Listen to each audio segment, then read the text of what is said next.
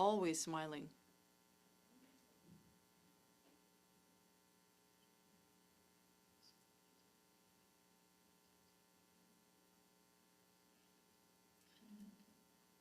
Take your time. She was a very sociable person. Once, I remember she was coming home from a girlfriend's house, and she asked me, "Mom, do you eat cookies?" "No, rarely. I rarely eat cookies." I said, "Why?" "Then I'll give them to my friend. The children don't have anything. There's no juice, nothing. They've got nothing to eat." And she took everything she needed and she brought them to her friend. She was always helping her friends, always. And we all often came here to Sept-Îles. She really liked coming to Malio. She had several friends here in Malio.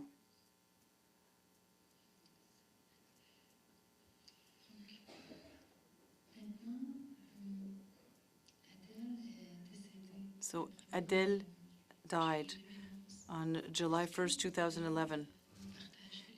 Can you share the circumstances of her death with us here? My sister-in-law lived in Malbé. She died on the 24th of June. And my aunt died on the 26th of June. And my daughter, July 1st.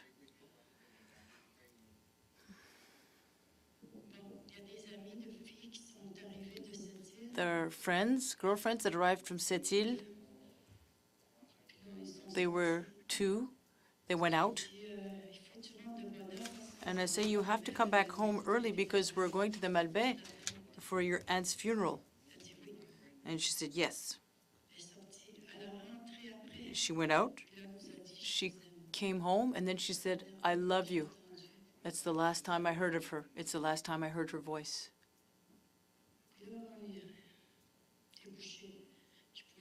So we went to bed. I couldn't sleep anymore, but it was midnight, and she still didn't come back home. I had told her to come early. I called her on her cell phone. And I told her, "You have to come back. You know we're leaving early tomorrow morning." She said, "Yes, I'm coming." So I stayed up. I was in the living room. I lied down in the living room. I waited. I had to wait. Later, I said to myself, "I'll go get her, but go get her where? Pick her up where?" I didn't know where she was.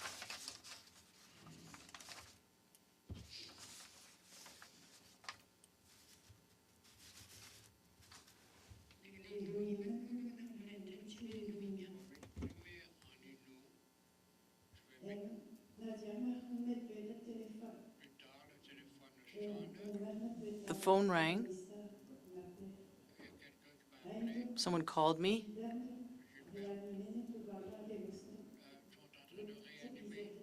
Gilberte, they're trying to bring Adele back to life. I dropped my phone when they said that. So we went to the community center, and when I arrived, in the parking, outside of the parking,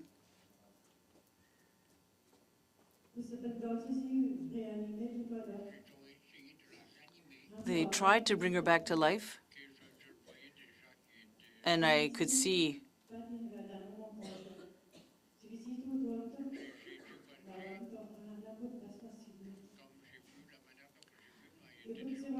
I could just tell that she was already gone.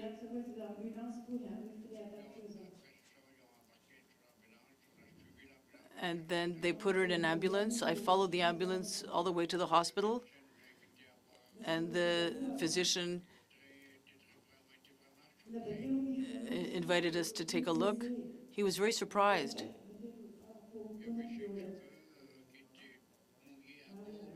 Her hair was wet on the left side, and on the right side she had a few bruises on the head.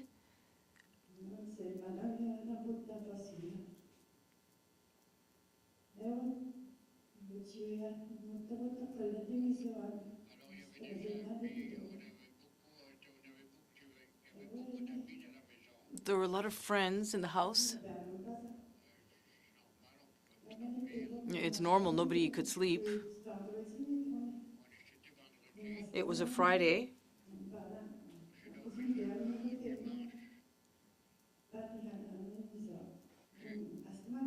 I only slept on the Sunday.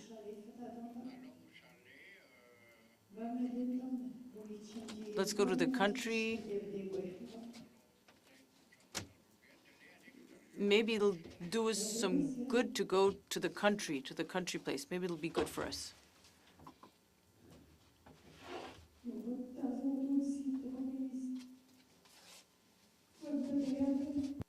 Une vanne de Pablo. There was a van that arrived in the front of us.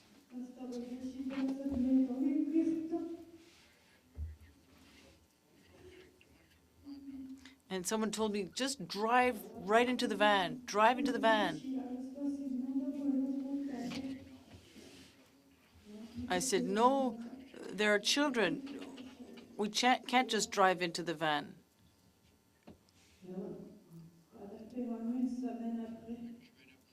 A week later,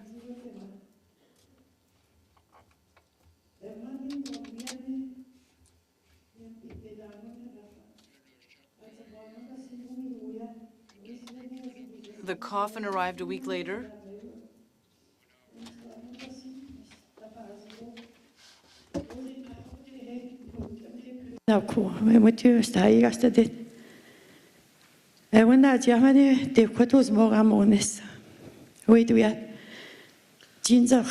C'est des enquêteurs. Someone could investigate. Why? Why?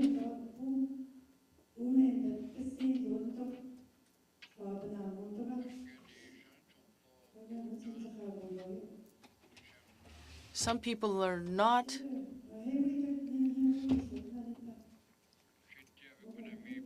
happy with what's going on. I was with my friend Pat.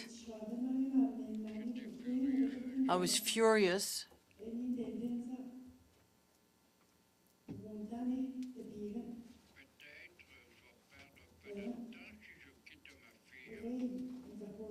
Perhaps I'll lose time if I leave my daughter. We met the investigators, and they told us that our daughter was drugged. No, I told them no. My daughter never took any drugs, but sometimes they did drink.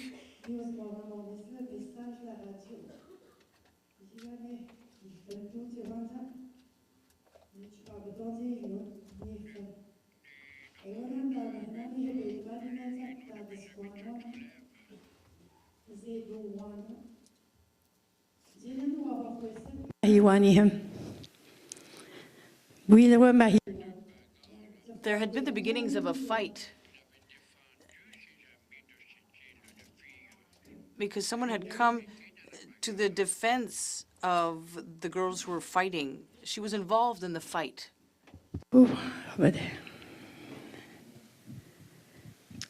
André, je sais pas de me décrire de façon plus détaillée les circonstances de cette soirée-là. Qu'est-ce qui s'est passé en fait? I lived outside, and one of my cousins had texted me to say that there was an evening, a black night at the community center, something of the sort. And my sister had called me to ask me if I was going to go, and I said, no, I'm not going there. And afterwards, in the evening, I was walking around with another one of my friends, and at one point, I went to a bar there with my girlfriend, and Andaluz, my sister, came in, and I said, can I go in with them? No, there's no room for you in the car.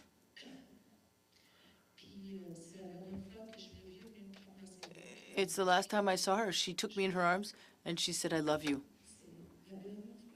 And that was the last time I saw her.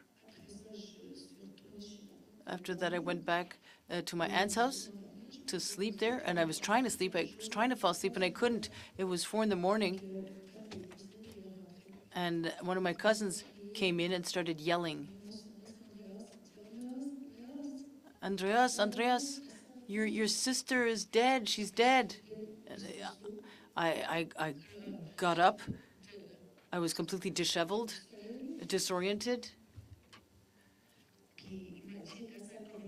He said, come to the community center. Come, come. I was at my aunt's, as I said, and one of my cousins had her car. So I tried to call many people, members of my family. Nobody answered my phone calls. So she decided we're going to go go to the hospital, because already we knew that my sister had been brought there by ambulance. There at Bécomo in the hospital, there were family members, and that's where I was told that they weren't able to bring her back to life. So I went into the hospital. My mother was there with her partner, Patrick, and I knew that my sister was dead. We were sitting there in the waiting room. The doctors came to see us, and they asked us to go testify that she was dead, and to identify her body. I was, we were there, her and both of us. We were both in shock, obviously, emotional shock. And when I went to the emergency ward, she was already lying down. She had one side of her hair wet. She was disheveled. She also had a cut on the forehead, bruises on her face. Was she assaulted or beaten within the last hours before her death?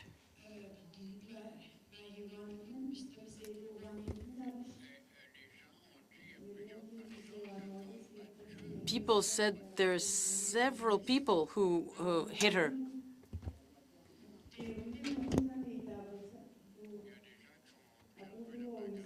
People observed the fight.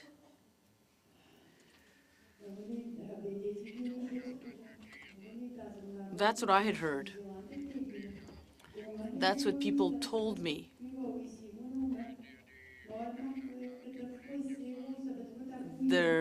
So the sister wanted to help out in the fight. So people insisted that she needed to be protected. All sorts of rumors were circulating. We were told that she took drugs, that she had taken alcohol. Even today, we still don't know what actually happened. The coroner told us one version of the story.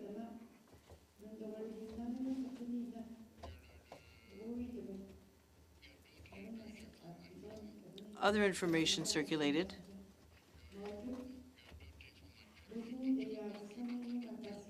that she would have had a heart attack, maybe. That was also suggested.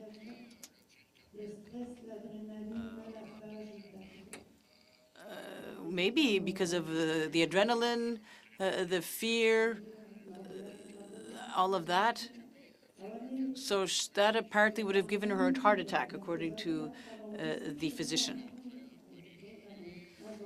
There was a police officer.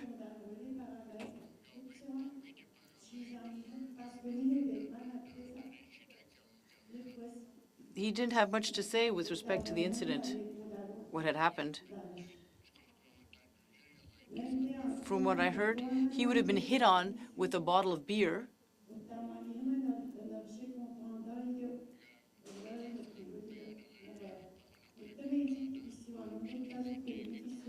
Or hit with some sort of a very pointed object. Nobody else told us anything. They were, وديو سبلوني واحدني ما ويسيوت We met the coroner. There was a woman who was present there as well.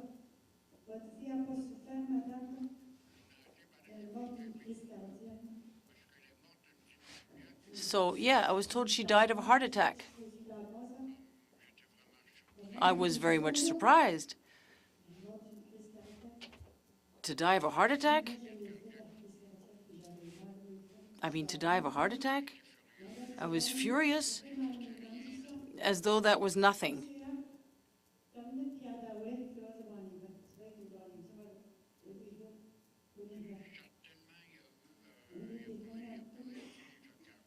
No, for sure there was no heart attack involved here.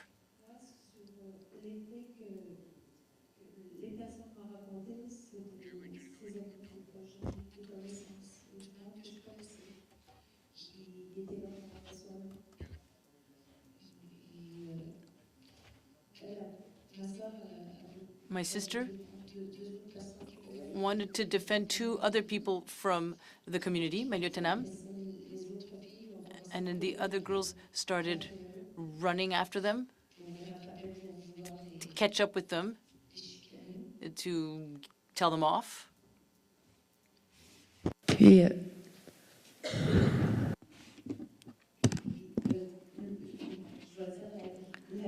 I'm going to say it was a gang. There were several of them. And that's where everything really started to change.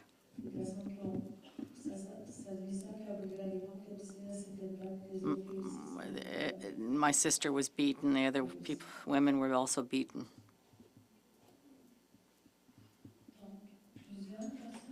So several people would have assaulted Adele, or just one, several people. And you spoke about somebody who investigated it. There was an inquiry. Were these people, was there any follow-up done? Were they accused? No. Nobody, nobody was accused of anything following after the fact. I myself was questioned by the investigators. They were asking what type of person my sister was. And so they asked about the family and all of the close ones around us.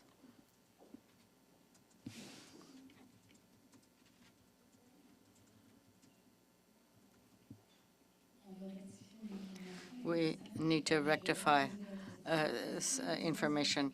I want to ask, was anybody followed up?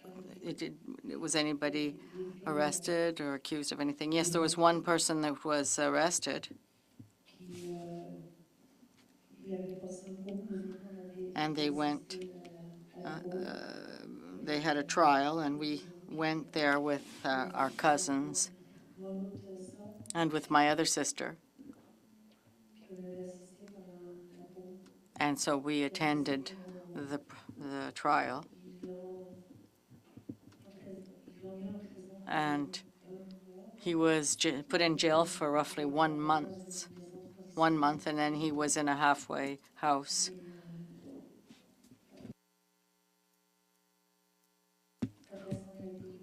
And then they were released following that. So did they declare themselves guilty or non-guilty? Well, there were several of them, so there was above and beyond any reasonable doubt. That's what we heard. That's all we heard. I would like to confirm that the individual, this person was acquitted.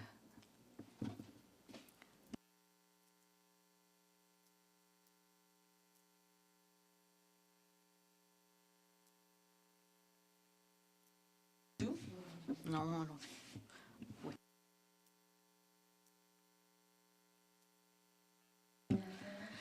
with respect to the inquiry, do you have any comments on how the investigation went?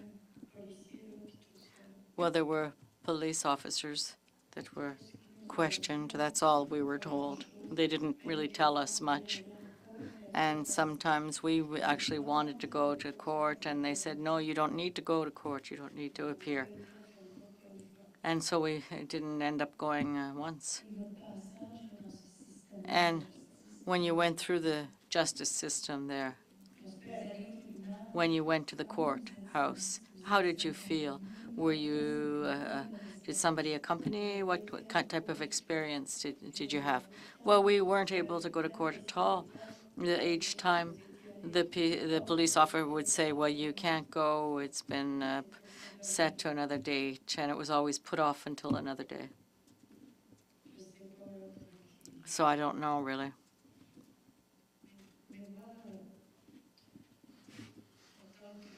For me, the head of the police office there,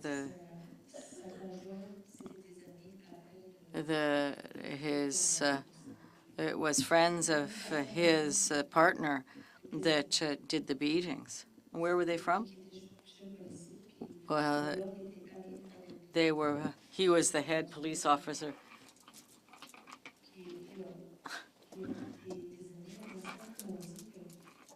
And people were saying, well, they made their statements, but they were never called to testify at the courthouse. And one even took pictures, and when he gave them his cell phone, and when he got it back, there was nothing on it.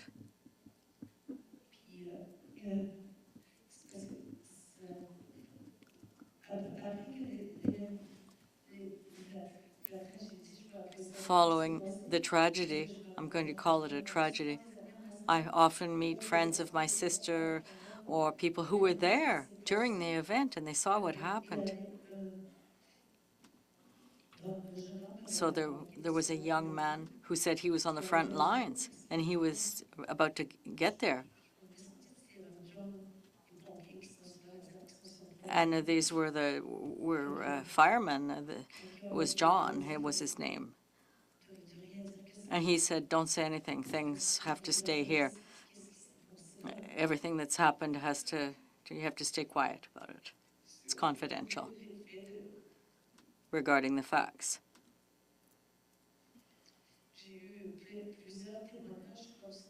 So I heard several people who testified, told me about they were there on location and told me what they saw.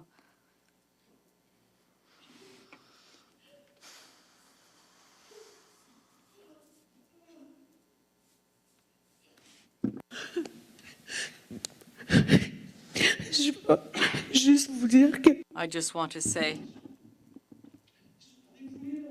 that I really felt bad that I never forgave myself that I wasn't there, that I wasn't able to defend her, that I wasn't there to help her, to defend her.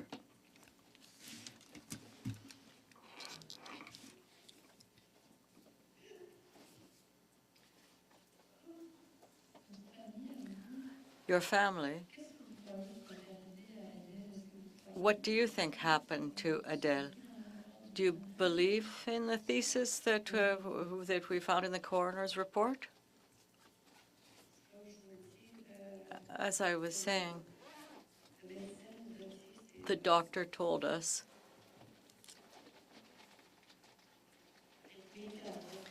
that it was a cardiac arrhythmia. And I said, well, what really happened to her? Was she kicked? We really don't know anything. They really never said anything. They never told us anything. And the police officers that came, well, they were there on location where it happened. And I was looking from a distance, and I saw a girl. It was one of those girls that beat her. And then I saw somebody crying, and I didn't know what had happened. I didn't know that my daughter had been beaten.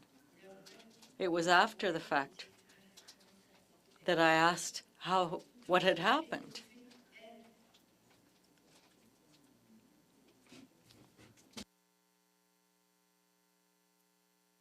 I noticed her right away. And she died of from being beaten. To just give you an example,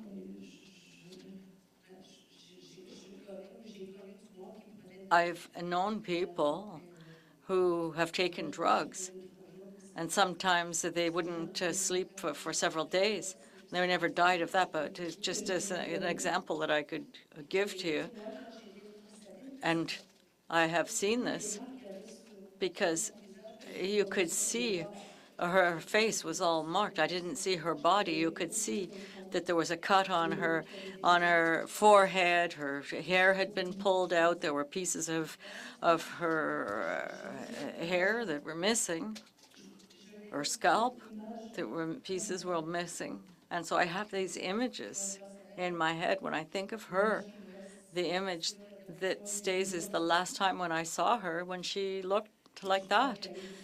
And I think that there was a lot of transparency from the police and from the people from our community, from Tessami. Some things could have been hidden, and the people that made statements, things might not have been reported. Sorry, but what you're saying is that there was a lack of transparency. Yes, yeah, that's what I meant to say, yes. Yes, with all this emotion, yes. There was not the transparency there. And what has this loss of Adele in such circumstances caused for you? Well, I've been seeing a psychologist. I really have had a hard time.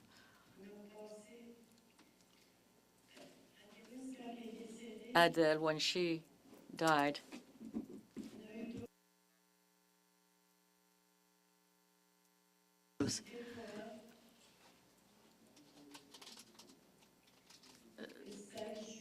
there was a suicide on the 16th of July. And on the 4th of August, her best friend committed suicide because of this.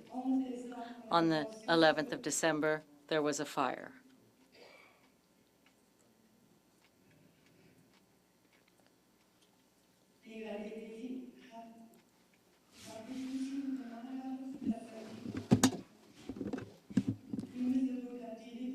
And I couldn't take it anymore. I wanted to commit suicide myself. This was just too much. I could not take it anymore.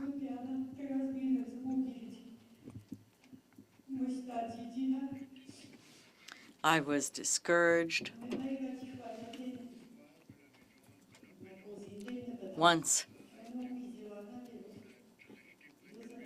our home burned down, we had to stay next door.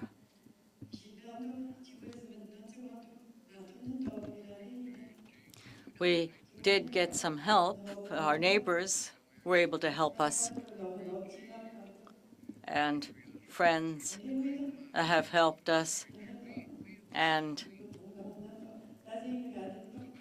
I said, I was pregnant. And she said, how are you going to name your child? I said, I'll call her the same name as my daughter who died. And this child now is 5 years old. And that helped me a lot since I am now godmother.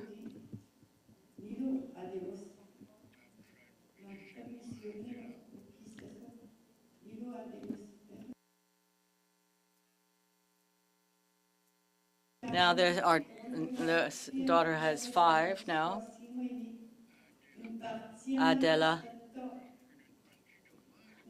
there's a part of me that is gone, a part of my heart.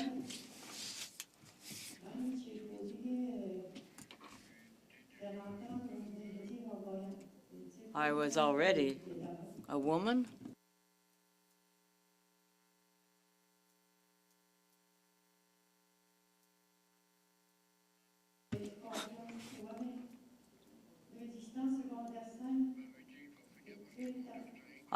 And she said, well, I will finish high school. She promised me that she would finish her secondary school, her studies.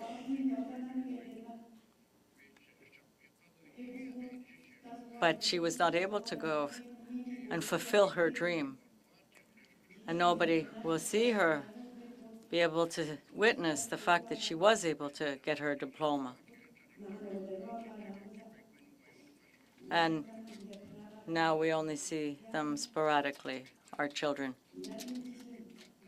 Now I'm just with my partner, and in last December there was one of our friends who was sick, and I thought that I might have to go away forever, to leave. De quelle façon le départ d'Adelus dans les circonstances? How was this loss? How were you impacted by the loss of Adelus?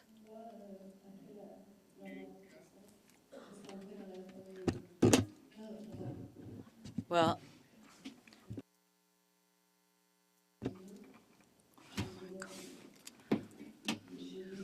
I have two children, two daughters. I wasn't able to take care of them anymore. I wanted to forget everything. I got involved in drugs, and I was taking alcohol and drugs every day. And at one point, I was hurting so bad inside that I was thinking of committing suicide.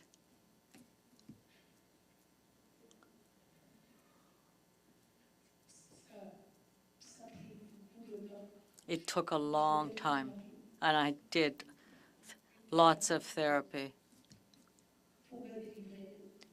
to be able to get through this. And the family was no longer the same.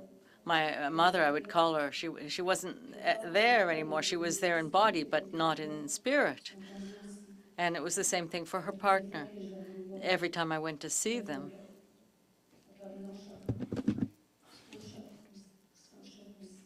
they were having a hard time. And so I would try to help them, to give them support,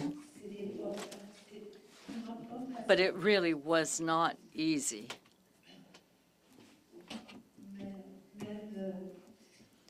Even one of my brothers, he suffered also, but he never spoke to anyone about it. And he's still in that lifestyle. He still is drinking and taking drugs pretty much every day. Sometimes he talks to me a little bit, but he doesn't want to open up too much because I think he doesn't want to reopen the wounds.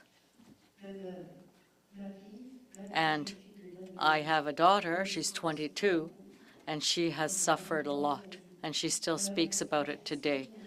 She would like to be here, but she's studying, and it had a huge impact on her. And also for my mother's husband and for their children and for his children. It was a huge impact. Such an event, it must have had an impact on the whole community. I understand that the individuals that are involved, directly involved, they would suffer, but how is it for the community at large? Well, they're still in Pessamit. They go to the community center and they act as though nothing happened.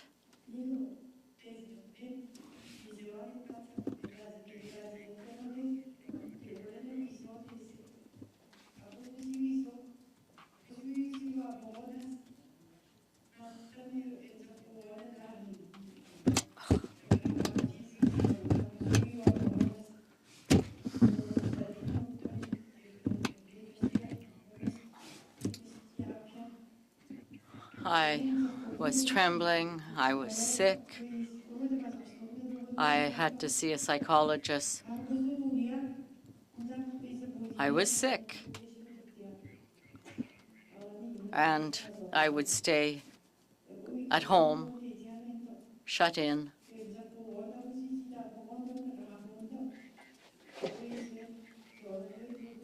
So I had to see psychologists, and I wasn't able to go out.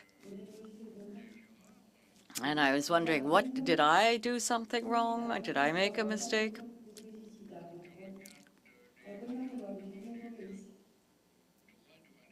You have to look people straight in the eye. And when I meet people, I'm afraid to look them straight in the eye.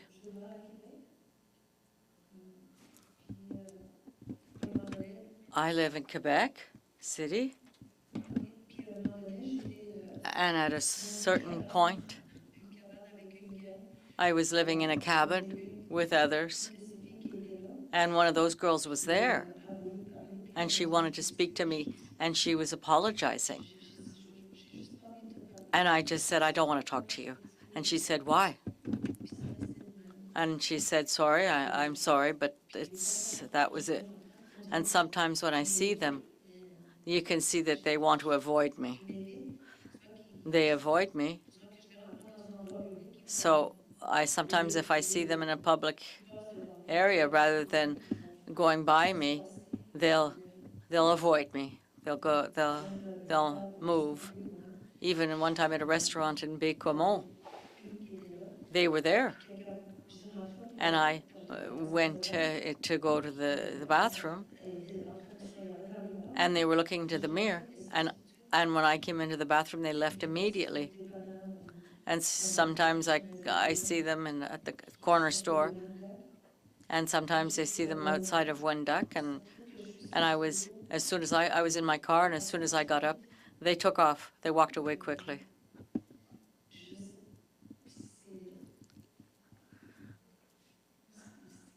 So has your community been able to give you help, support through all of this? Or did you yourself ask them for support? No, I was never approached. Nobody ever asked me if I would need any help. I myself went out to look for help. I asked for the help of a psychologist, and I've been in treatment for 2 years, and I'm going to start again in January. I'll be starting up again with a psychologist with sessions in January. I understand that the family is taking action, doing things for Adelus to celebrate her life. Can you tell us what you're doing to commemorate her life?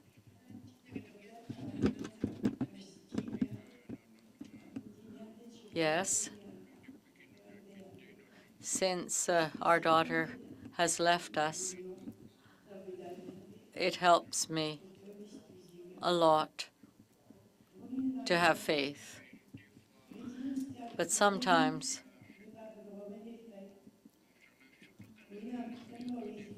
especially at Christmas, it's very difficult for me in the Christmas season.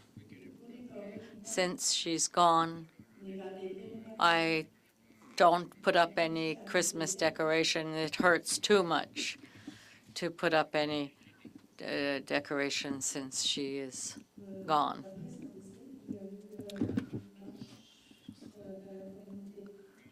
You do a walk within a march within the community? Well, her picture was put up where the incident occurred, and they put flowers up and they lighted lanterns that they put up into the sky. And so this was done in her memory. And sometimes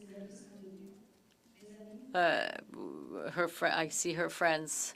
Some of her friends have become my friends. And we've also created a Facebook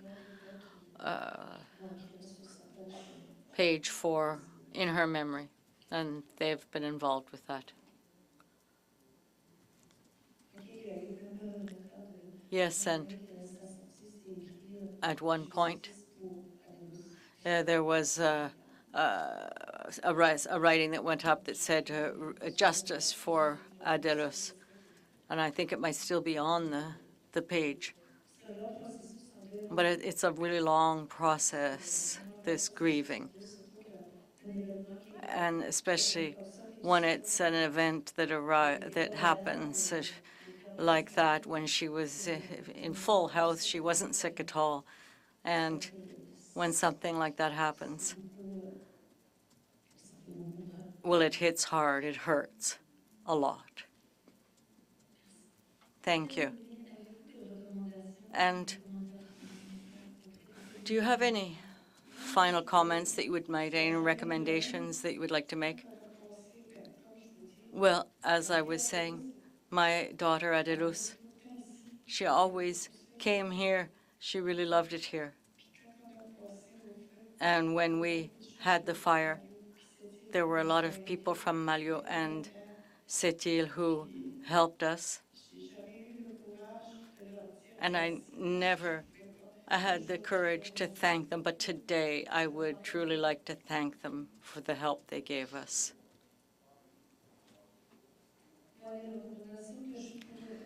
For me, the recommendations that I would like to make is that would like to see that people be made aware and that we might be able to move ahead with our grieving.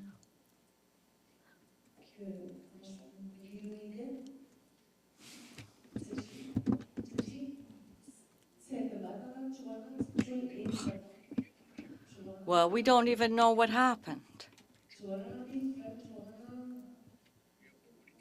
So there's still many questions,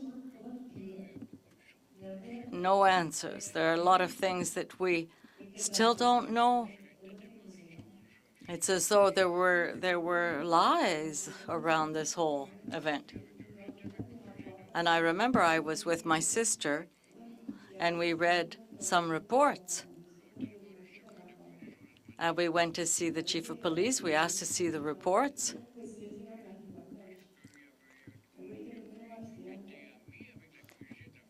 Because there were friends with the accused, and they were saying, you're suffering. Well, I also am suffering.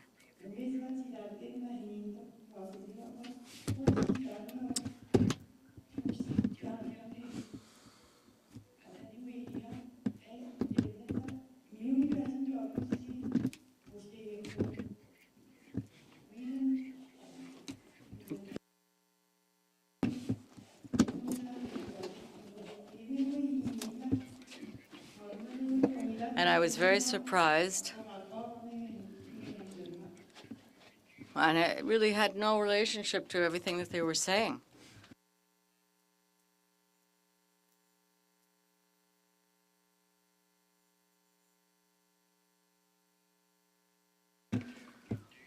And when the girl was acquitted, we met the whole family.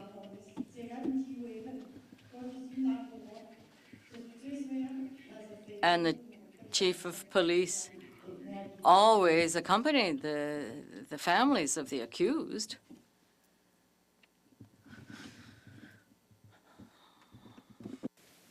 Merci. Merci pour votre... Thank you very much for your stories. I would now like to ask if the commissioners have any questions or anything they would like to say.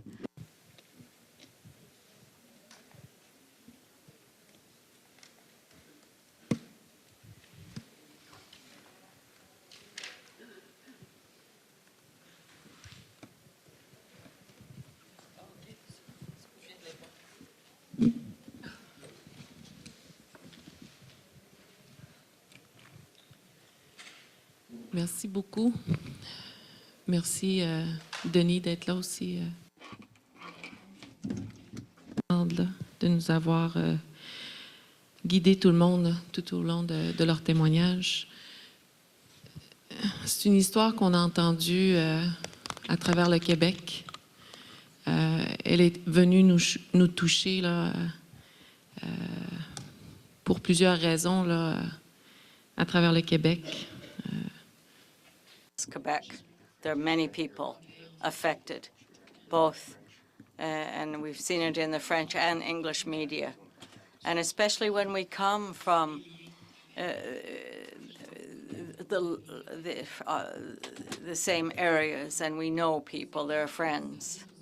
And so we know that when it happens, when it's within our own community, well, we know there's a justice system, there's the criminal justice system, but there's also a social justice. And I always think about that when I reflect on it. We're asking for justice within a system, but within a community, well, often we're always together, and sometimes this question of social justice is not easy. And this is what comes to mind when I listen to you. So my questions could be, have you made any formal requests for any reports, for official reports? To let you know, my mother went to see a lawyer for a call. Should I say it that way? For a call? A Quebec lawyer, a very well-renowned Quebec lawyer. And the lawyer that they went and saw, well, they met with them and they spent money. They spent money. Your family spent money. Yes, my mother and her partner. And at one point they arrived in Quebec City. They went to see the lawyer. Then they came to see me, and they said that the lawyer in question can no longer take us on as a client because there's a conflict of interest, and they're working for band counsel, and so they lost some money, a pretty important amount of money.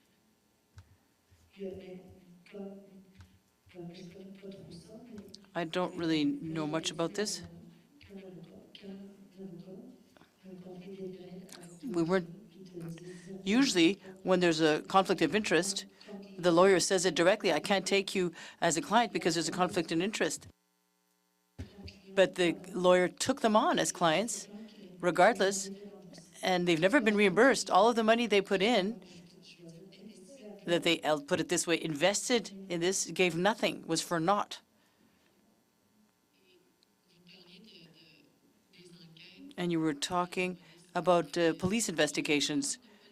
Were there several corps, several groups? Was it only the Aboriginal police, the Sûreté du Québec, the Sûreté du Québec in Bécomo, and then there was the Bessamit police as well? They're the ones that conducted the investigation. Can you just repeat this?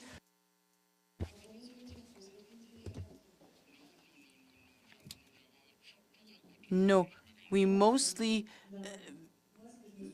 dealt with the Aboriginal police. I met with the Sécurité du Québec once after the death of my sister. Then nobody tried to contact us to ask us any questions on the event. You mentioned that there were several people that had information or had witnessed things. Who didn't call who? When you said that they weren't called to be interviewed, who do you mean? Who do you mean by that? When they had to file their deposition or their statements? The Aboriginal police or the other one? Yes. There were supposed to be depositions. And during the trial, when that girl went to trial, nobody came to testify, as far as I know. Nobody gave any indication. People could have been called and could have represented the other party. When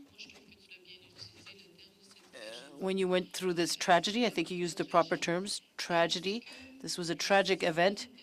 Was the system there to support you, to help you understand the process, lead you to understand the different steps to follow, what your options and possibilities were? No. Also, I'm not a physician, but my mother was traumatized. She was in a deep depression. I also apparently was depressed without knowing it, and I took drugs and alcohol. I had my own form of depression. I no longer had, how should I say this? I had no reason to live. There was no point anymore. There was no interest for me. Nothing interested me to go to work, to learn, to go to school. I just felt like nothing, like doing nothing. And even I think I also was traumatized without knowing it, I guess. I'm also traumatized. And you seem to say that it's still the same case today. Who is there for you today? Well, I have my partner who's with me and who supports me a great deal, who is of great support. But I talk about it. I talk about it quite a bit. Not all the time, but it does happen that the evening's events, what unfolded, friends talk to me about it and really want to know what happened. So we sit around a round table, and people tell me, these friends tell me, there has been no justice, and I don't know what I can do. It's what I feel in my innermost self. There has been no justice, and it is important. It's your moment, your space, you, your sister, your mom. It's your moment. And to help us in our work, this is precious. Also, there are some triggering, there are triggers. My mother got cancer. Her partner got cancer. He's in remission now. I don't know if I can make these links, draw these links, but a lot of things have happened. There have been many different impacts, a lot of stress, a great deal of emotions. Gilberte, as a mother, we're in a community. There are two governments, and on the non-Aboriginal side, so the federal government and the provincial government, have you been told that there were organizations that are associated to the government that support victims of criminal acts? A girl came to see us. She worked for Le Cavant, and she worked on a file for us. And afterwards, later, she told us that she couldn't help us anymore.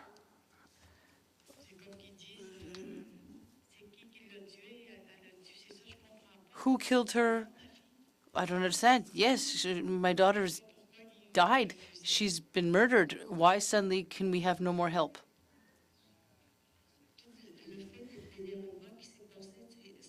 Everything that happened, the unfolding of the events, nobody approached us from the CAVAC, from anybody, no support, nothing was offered from our community even.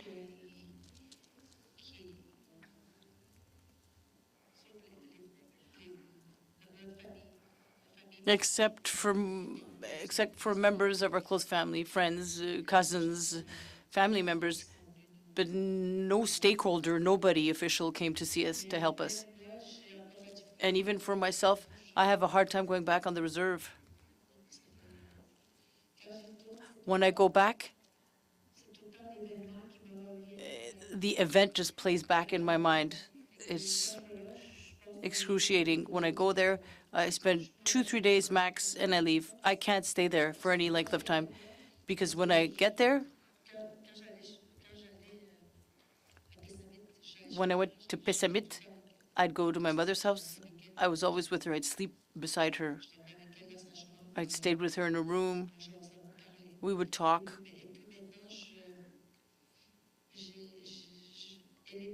And now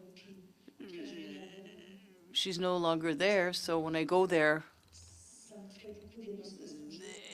it's very difficult. It comes and gets me inside. I'm not ready. I haven't finished with my grieving process. There's been no closure.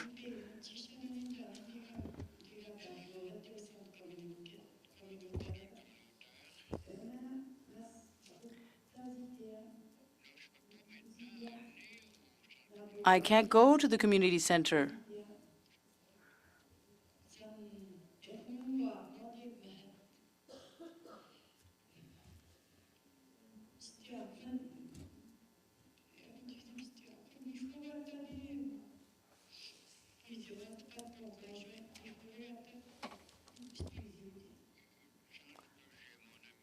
It's a good thing I have my friend helping me, because I'd still be in even greater difficulty today. Merci. Si vous aviez à nous donner une ou plusieurs qualités qu'on va We're going to keep honoring this community, and if there were one thing we could do, what are things we could do to bring back with us a positive memory of Adelus, her smile, her eternal smile. Every time we saw her, she would smile. In all of her pictures, she was always smiling, every time.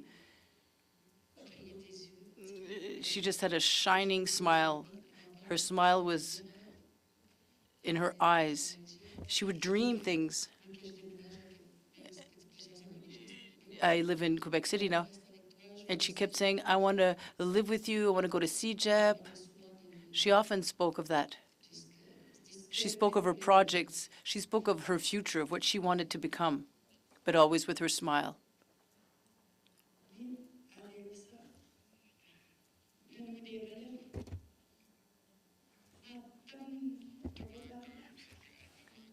I still miss her so much. Mom, I love you. I love you, Dad. She kept telling us that. But these words no longer exist. These words no longer can be said. She was such a social bee. She was always helping others, always helping people. Very sociable creature.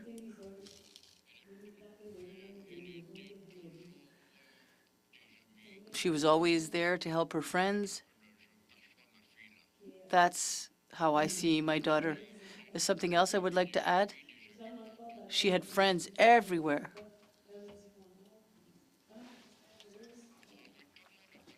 Everybody knew our Adelus. And everybody tells me, was that your sister?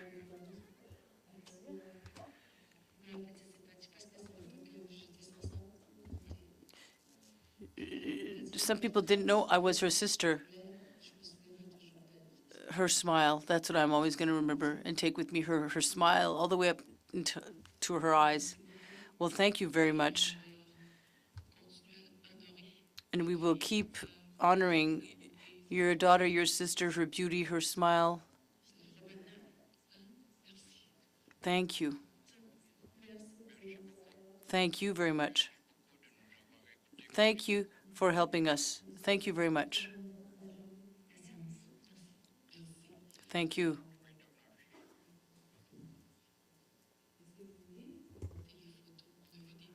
We saw some really beautiful pictures.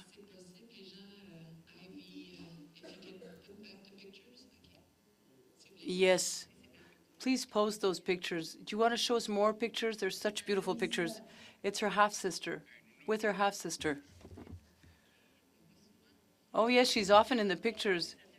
Yes, with her half-sister. They were always together. Adelus is in the purple sweater. Yes, the giggling one. So the first to the left. Oh, yes, she's giggling already. Yeah, and the rest are her friends. Oh, yeah, they look like they're up to no good. Yes, I keep that very playful side of her in mind and in my heart. We've received our elders from British Columbia. They have arrived this morning with the head commissioner, fresh off BC, as they say.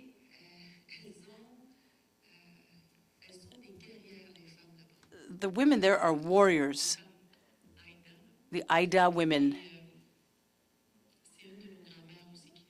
And it's one of the grandmothers that help orient us with our work. And her mother has been murdered, her sister and her other sister, as well as men, only in her family. I don't know where she is. Perhaps she's preparing the eagle feathers. But over there, the governance systems gives a lot of room to women. They're clan mothers, hereditary chiefs. They don't call them that, but I'm telling you that's what they are. And when they found out we were giving a grand tour of Canada to listen to families such as yours and their stories, for them, the Haida Gwaii community women, the eagle feather is extremely important. It's a very high symbol. It is the animal, the bird that is closest to the creator, closest to dog. And they sent eagle feathers to the National Inquiry so that we in turn give them as gifts to thank you for your testimony. This morning's family will be receiving these feathers too, but they were flying in a metal bird, right, which we call planes. But now they've arrived, and we can give you yours here and now. And this is highly personal. You do what you will with these beautiful feathers, but these gifts are a symbol. We would like to accompany you, and we hope you speedy recovery and healing.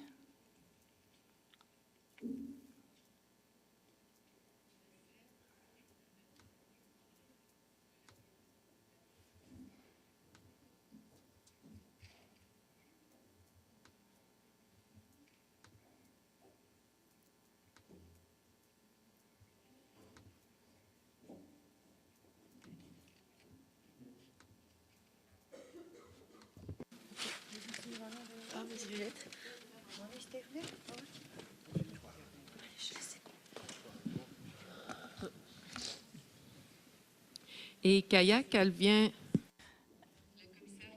And Commissioner Kaya here is from north. I always said North Shore, north, the north.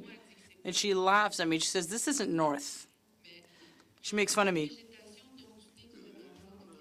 So they do have some vegetation, and they have some Labrador tea with them, so she's very proud to share her Labrador tea with you. Bring your Labrador tea with you at home.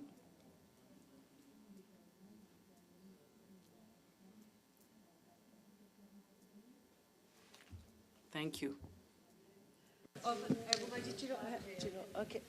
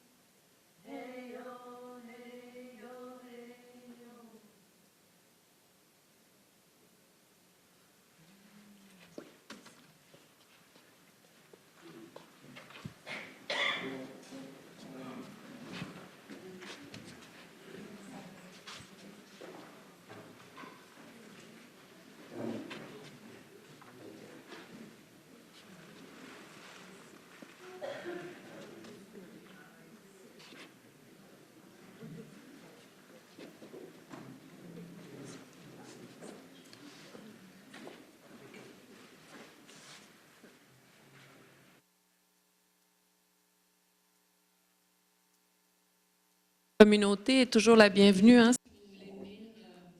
The members of the community are always welcome. If you want to give some of your love to the families, please don't hesitate.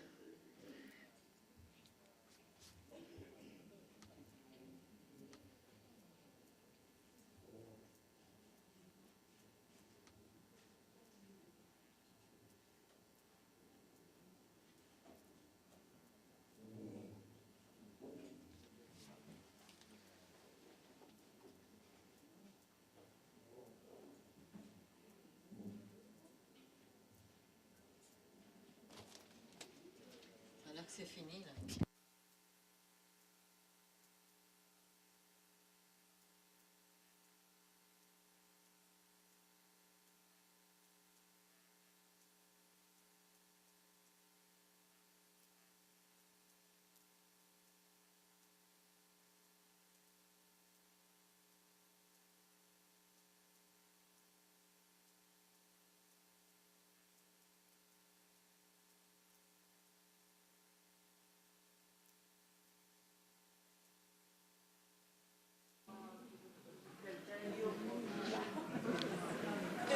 Nous allons faire un petit ajournement, puis on va reprendre à 3h15. We're going to take a break, and please be back for 3:15. Bon, inu when bestish gastis ku hinanun ku inu nasta de begen na so pete patano ho pete ko mina cheta wasnya.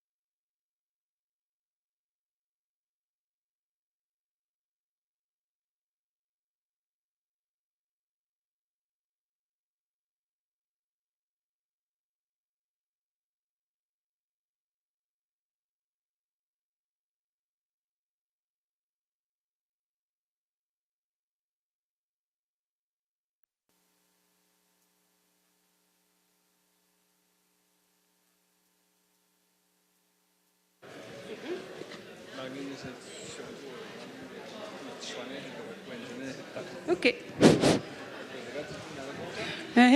Bon, tranquillement, pas vite, venez prendre place. On va continuer. On a encore beaucoup de choses à vous dire.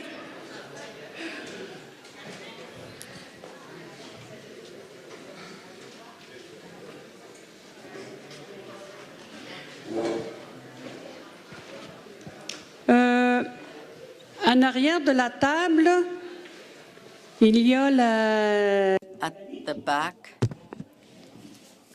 you have the balik, and you have jams, chicoute, and wild berries from the north coast. And you also have Labrador tea. So those are some gifts that we would like to offer you.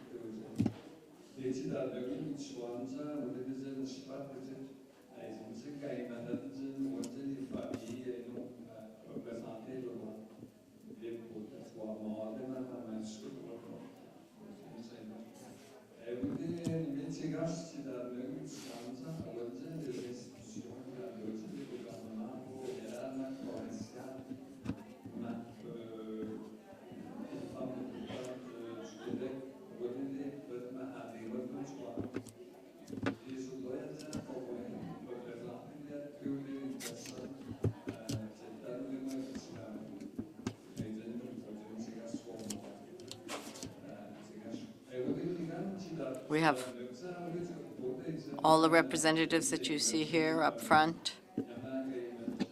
You can see where the family will be. All of the family will be on the one side, and on the other side, you have the elders. You'll have 4 commissioners, and they will be the ones who will be passing on the message. And you'll also have the elders,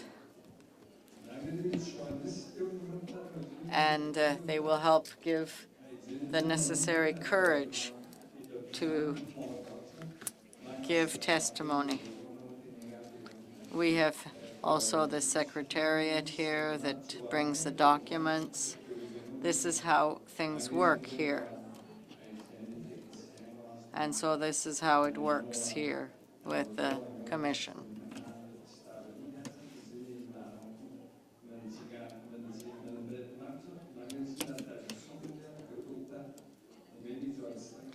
You have translation, interpretation at the back of the room. You have the interpreters at the back. So it's important to let you know how things work here. Here, on the left side, this is for the families. Families that will come and tell their story.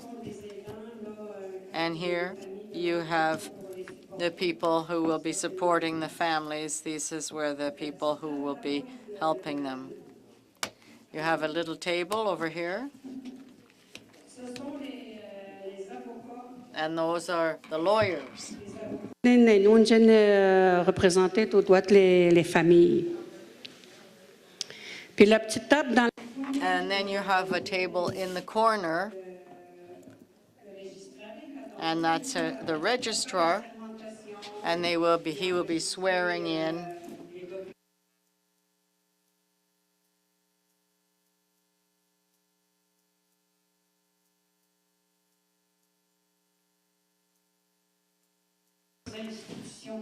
And we have the Quebec government, we have the Canadian government representatives, and they represent the Oblates, and we also have Aboriginal women. and the Matuak also. And we also have the interpretation at the back, and we have our technicians here. Here you see them in front of me. They're all working hard. Yes, this may be the first time that you're taking a look at them. So that, oh yes, I shouldn't forget the most beautiful thing that was explained to me, the chair that you see there. There's nobody sitting in it. Nobody will sit in it. And this is it's a symbol representing the elders, representing the elders. And if they want to put something there that representing the person who is gone, they could put a photograph, an object maybe, that the loved one cherished a lot. And that's what that chair is for. It's a symbolic chair for the families who have lost a loved one.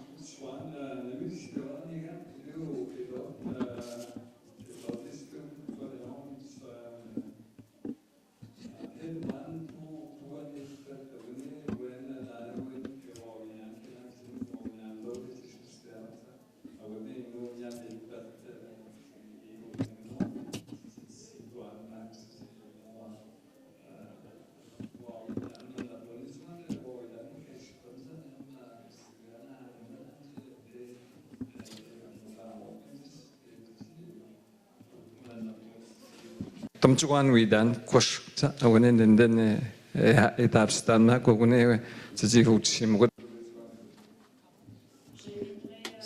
I would like to invite you to come forward for the hearing.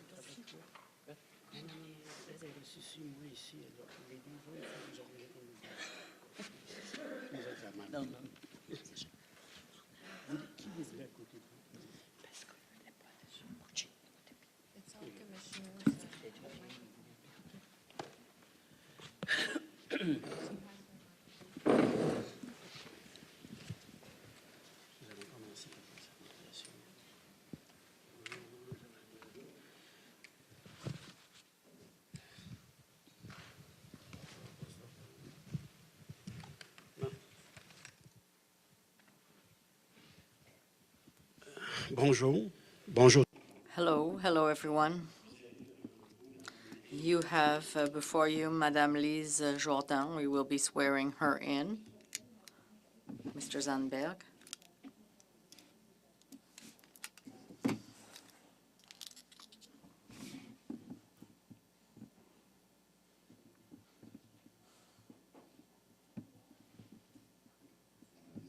Hello, Lise.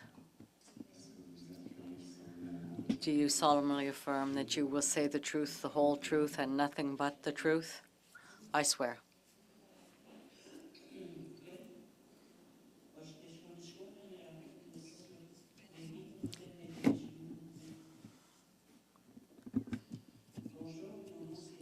Hello, my name is Lise. I've just spoken my spiritual name, and that's how I introduce myself. Ooh.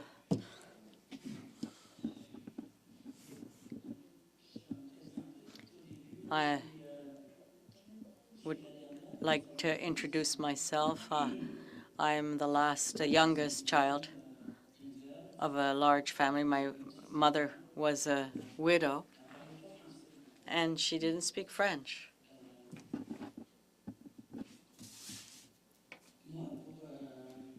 For myself, to eat in our family, I was sent over to the neighbor's house at 4 years old. And that's where I had sexual misconduct. I was touched. And I couldn't tell my mother because something happened. One of my brothers that came home from one of the residential schools, he came home and he told my mother that he didn't want to go back to the residential school because one of the priests was touching him.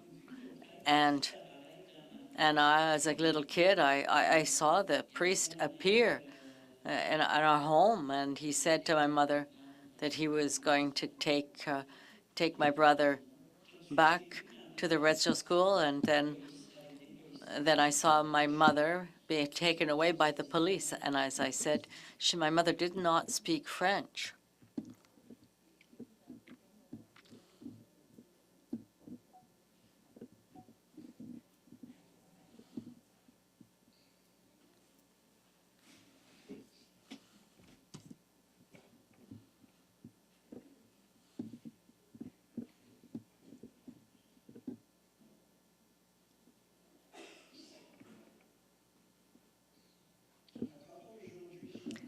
Still today, sometimes when I'm alone at home, I can still hear what my mother said when the police came.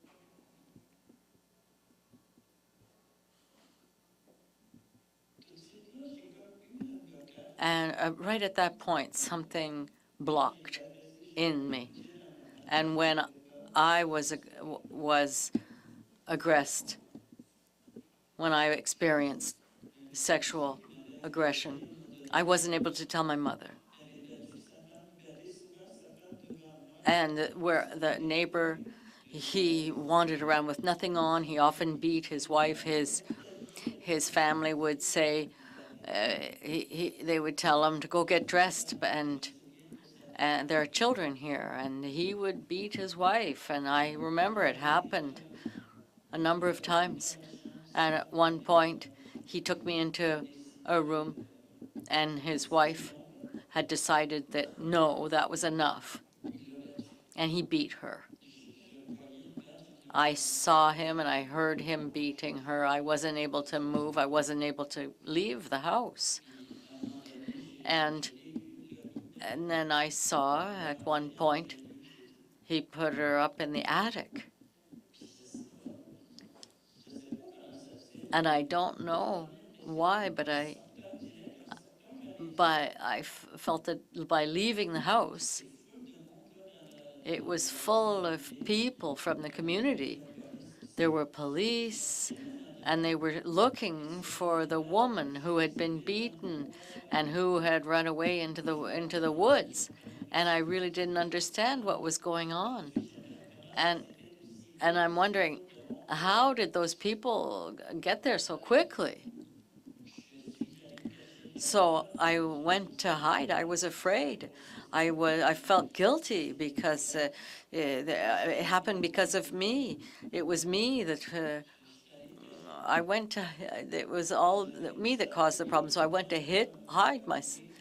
And the eldest of my sister, her name was Thérèse, and I was her little princess, and she always helped me, took care of me.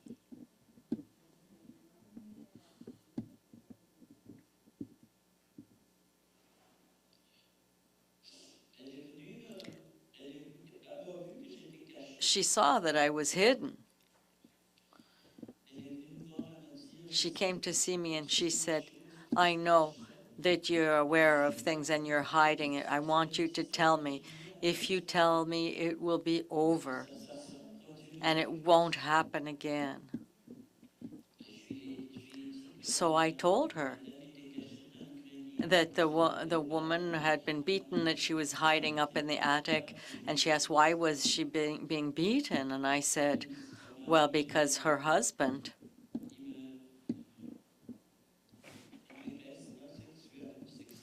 he was being sexual with me, and she had decided to defend me.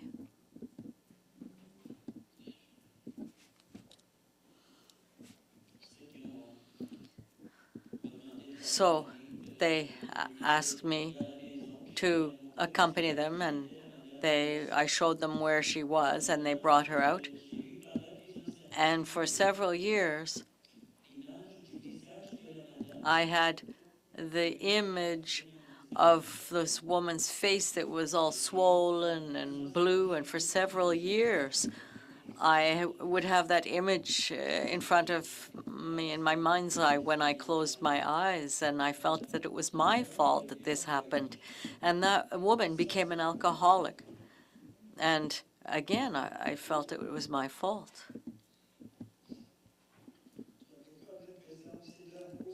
I really felt that it was because of me that she had lost everything.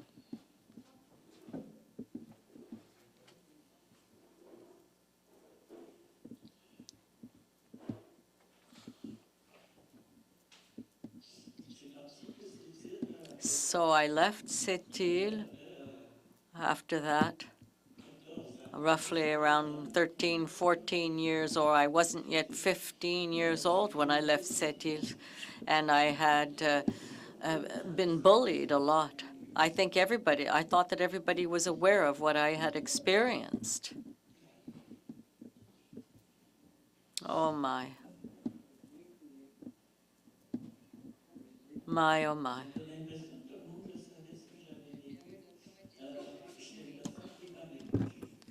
I felt that everybody was aware of what happened. And I went to Shefferville and I went off on my own. And there was a completely different life. I was loved, I was appreciated.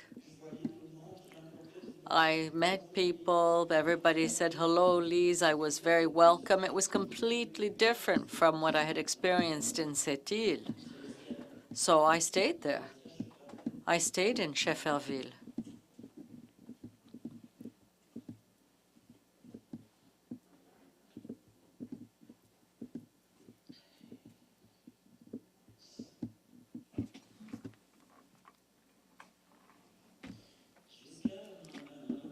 until a point where I was raped by a police officer.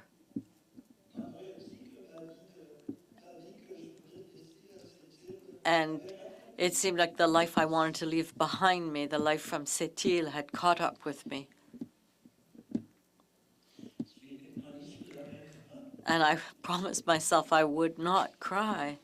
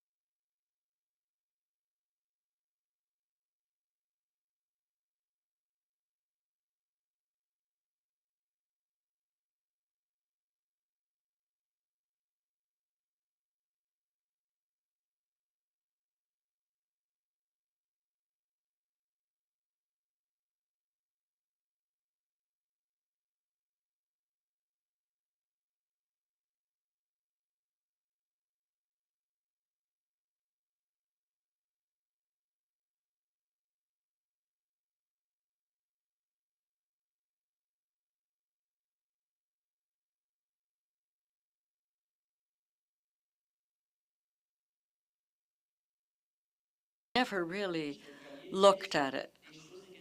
So I was aware of the negative things in my life, and I would speak about them. I would cry about them, and I went through what I needed to experience, but I had never spoken about.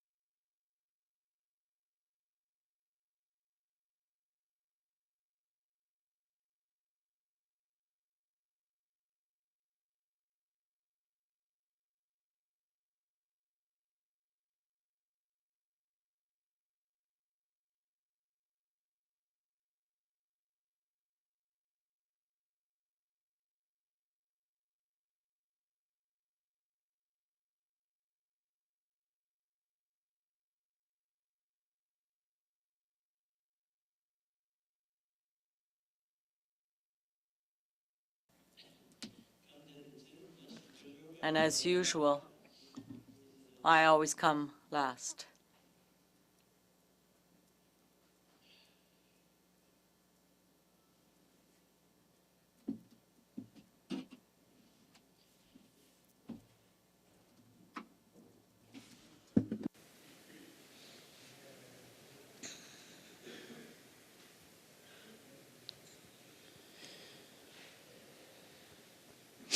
Puis là, peut-être tout le monde le sait ce qui. Everybody is aware of what goes on here in our community. Everybody knows that our chief had been, that there was a complaint for sexual misconduct. Nobody should hide that. And when I started to write this on Facebook, then I started to get negative messages. Because if I were helping the victims, well, I was accusing the chief. And that was with the feedback that I was getting. And I had a heart attack, and I was in Quebec. They transferred me to Quebec City, and I was exhausted in Quebec. The woman that made a complaint, that filed a complaint, I didn't know her. This isn't somebody that is a friend or somebody that was in my circle. But I was very worried in Quebec City because I know what it means when you don't have any support and when you're experiencing, when you're broken open, when you open the drawer and you have no one to help you. I know what it's like. That's when you think about suicide. And the suicides, we've had several suicides within the community. And most of those happened when people who had experienced sexual assault. And it's been proven. And that's what I was thinking about. I was thinking about this woman, but I couldn't call her. I didn't know her. So once I got to Sept-Îles, I said to my niece, go see her, go see if she has somebody supporting her, if she has all the help she needs. But during that time, there was a woman who called me on the phone, and she wanted to know how I was doing, how my heart was. And I said, I'm not, I'm really mostly worried about another person. So if you could find a lawyer that will be able to go explain to the woman how things will work and help her with whatever fear she's going through. But I was trying to find somebody that could give her some help. So I said, well, I'm going to go see the woman. I went to see her. I knocked on her door. She opened the door. She almost jumped on me. She already was seeing black, and she had really gone far in that direction. She'd been preparing her death.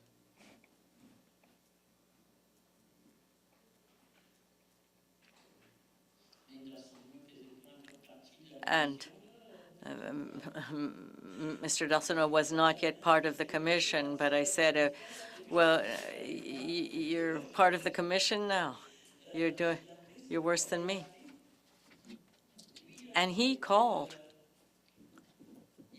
and he explained how things should happen, and that's when she started to feel better. And then it just kept coming. The more and more women kept coming to see me. And I didn't have enough resources, and I was angry also. I was very angry because we're divided within our community. There are two clans. And I was under the impression that the victims could not seek help because those who would help, and this was the impression that I had. I was thinking that those who would help, who interveners, they would say it would be said of them that they were biased. So every time I would try to send a victim to first-line responders where to get help, they would say, no, I don't want to go. They're not going to listen. And that really made me angry.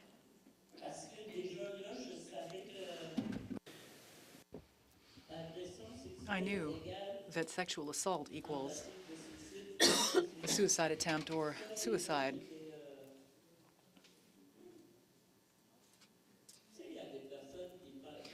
So, some people think that I'm a negative person, or J'ai tout fait ça pour essayer d'aider les femmes. I did all of this to try to help Vous m'avez women. souvent entendu à la You've heard me on télévision, TV, seen me on TV, heard me on the radio. par plaisir, It's je not fais tout ça. something I do for fun, you know. I'm living this experience. I'm a mother, I'm a grandmother.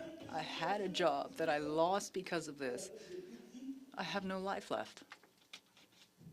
avec c'est pas par plaisir. It's really not for fun that I did what I did.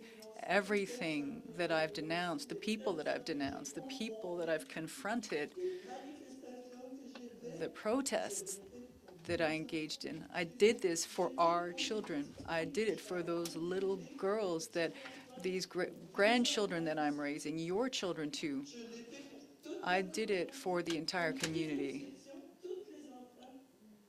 Everyone, each and every single child.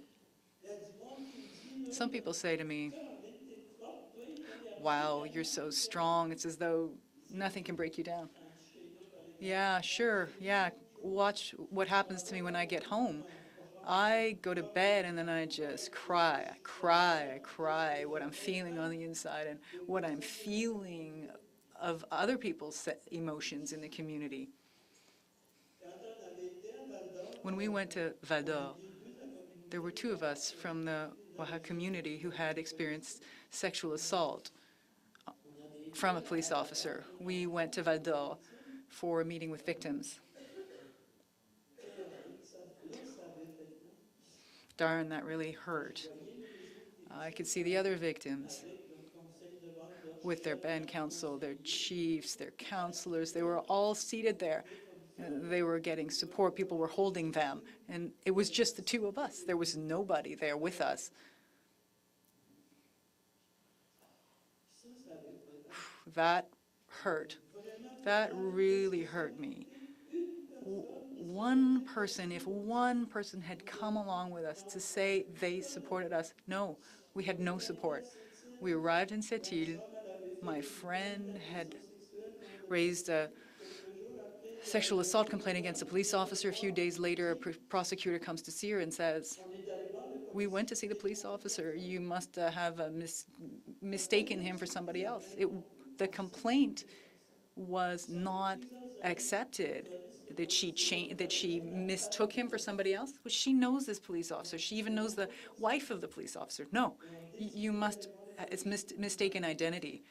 They decided to go see the police officer. You know, police officers in Montreal, Ils vont l'appeler quasiment tous les semaines. they called me almost every week. Ils ont même envoyé They even sent the police chief de Ouahat chez from Ouahat to our place.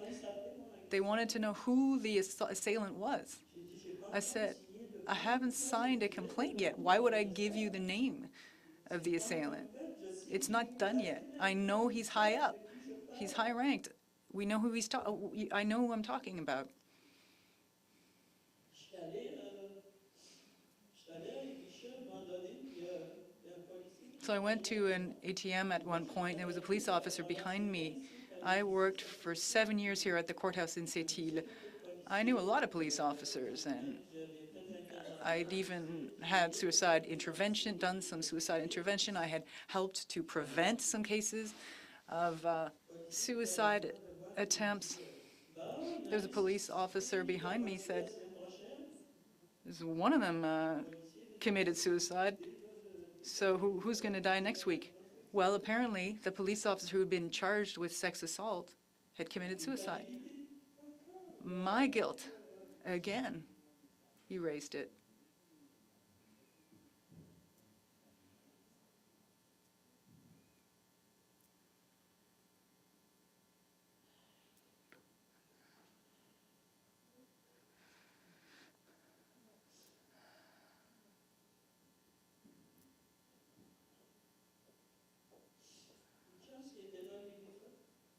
Thank God he was there from time to time. This is my spiritual father. Wow. There are some people like this in the world. Carmen stood by me every step of the way, night and day. I could call her on the phone. She was always there to help me.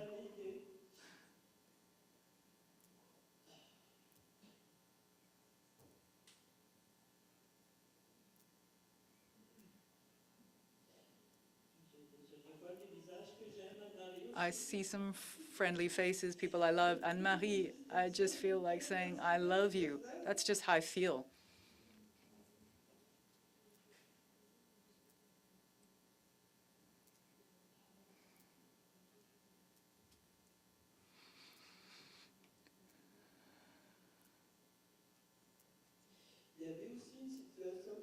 There's another situation that happened. At some point, my niece calls me. She lives in Quebec City, and she calls me up in the middle of the night, and she says, I've lost my daughter. I don't know what to do. I call the police. I don't know what to do. I don't know where to turn. I'm in Sept-Îles, and you're in Quebec. And I said, I'll come tomorrow morning. If you haven't found her yet, I'll go tomorrow morning. I'll come and see you. That whole night we stayed in touch. Around 6 a.m. I left with my sister and one of my nieces, and we headed for Quebec City.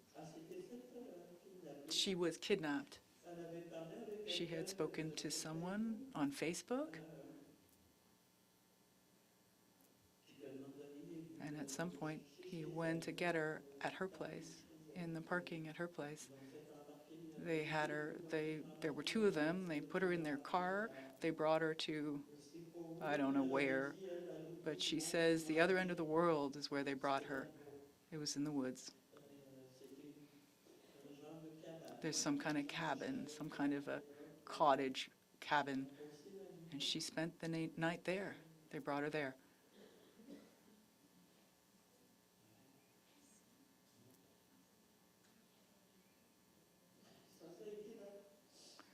And that was the biggest fright of my life when I found out that she had gotten into a car with people she did not know.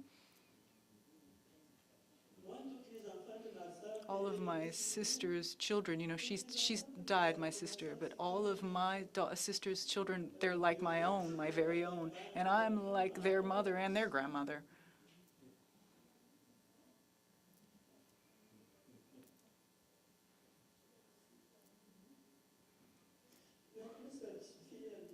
And that girl said they raped me. I couldn't tell my mother.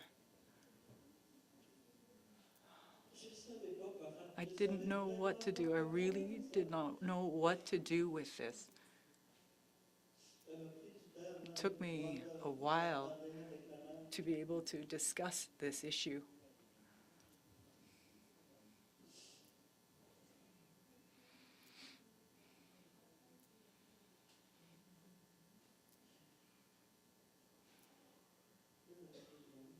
I think I cried the whole way through here.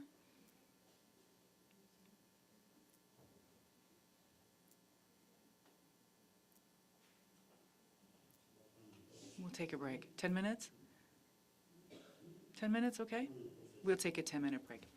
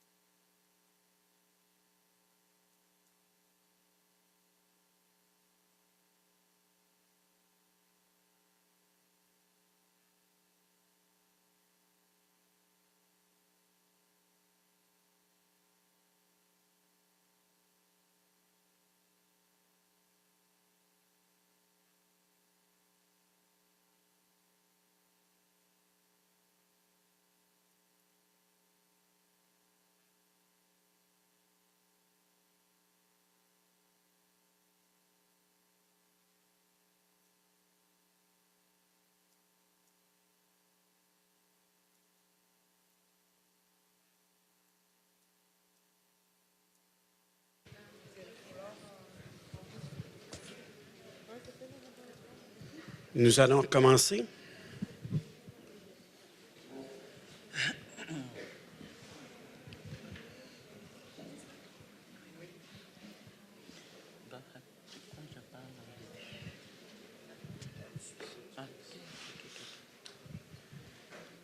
Eh bien, Madame Jourdain, après cette petite pause, on continue?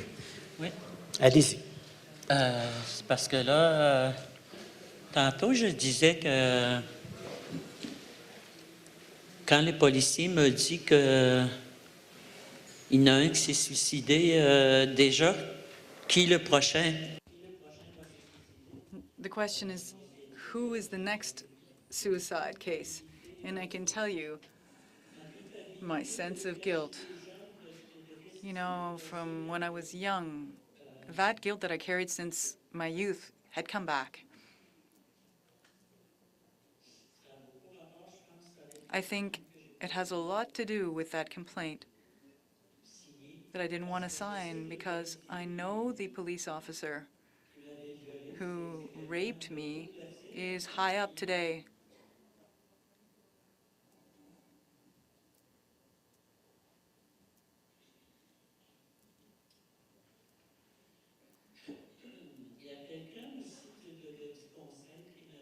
Someone from the council said to me at some point, "Aren't you afraid that the chief commits suicide?"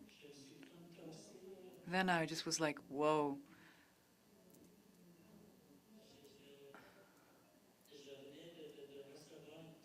It was almost like someone struck me across the face.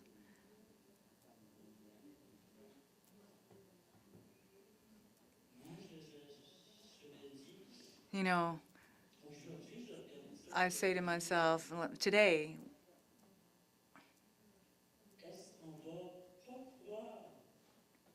can it be that we will not be believing our daughters when they say that they were sexually assaulted because we're afraid of suicide? That's the question that I ask myself today. If my daughter says to me, "I was sexually assaulted," will that immediately lead me to think that person will commit suicide? Of course, it's really hard when it's a family member. Very, very hard when it's someone in your family. But, you know, I've been through this, and I can tell you, it's one broken life, but it's not just one broken life, it's a whole family that's broken. What I experienced, I passed it on. You know, I raised 5 children. That aggression, that anger, I passed on. The violence that I felt on the inside, that also was passed on. Today, I know they still have a lot of problems. 2 of my daughters are still having a lot of problems, and I know it's largely due to this, to the way that I raised them, the way in which I raised them, and what I myself had.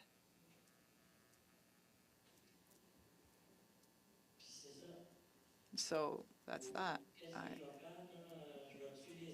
What am I going to do now? Will I let the police officer off the hook because I'm afraid he'll commit suicide? Yes, I am afraid he'll commit suicide. Yes, I didn't want to sign a police complaint because of that. Yes, but then today I look at this with today's eyes and I flip the question around and I say, he did this to me. But wait a second, what if he'd done this to my daughter? Would I do the same thing? Would I not also react? That's what hurts most when I think of that. If it were my daughter who came to me to tell me, you know, I'm not that important. I'm not important enough to take action on my own behalf. But today, no. Today, I'm giving myself the right to be of importance. A journalist on Friday said to me, "What are you doing over there at the commission? You're always hearing this negative stuff. It's always just arguments, and why do you want to testify?" And I said, at the beginning, when we spoke, I spoke to the lady, when we first spoke, I told you that when someone is sexually assaulted, it's like they've got no net in front of them. The commission of inquiry to me is, how would I put it? How would I say this? How do you say this?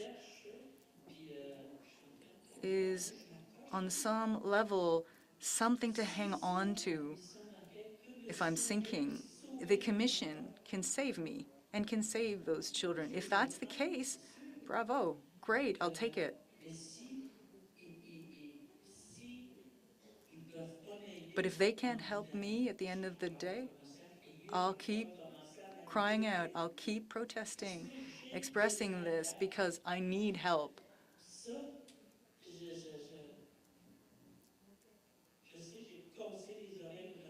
I know that I've been repeating these things in my community for 2.5 years, and I need help. Women need help. The children need help.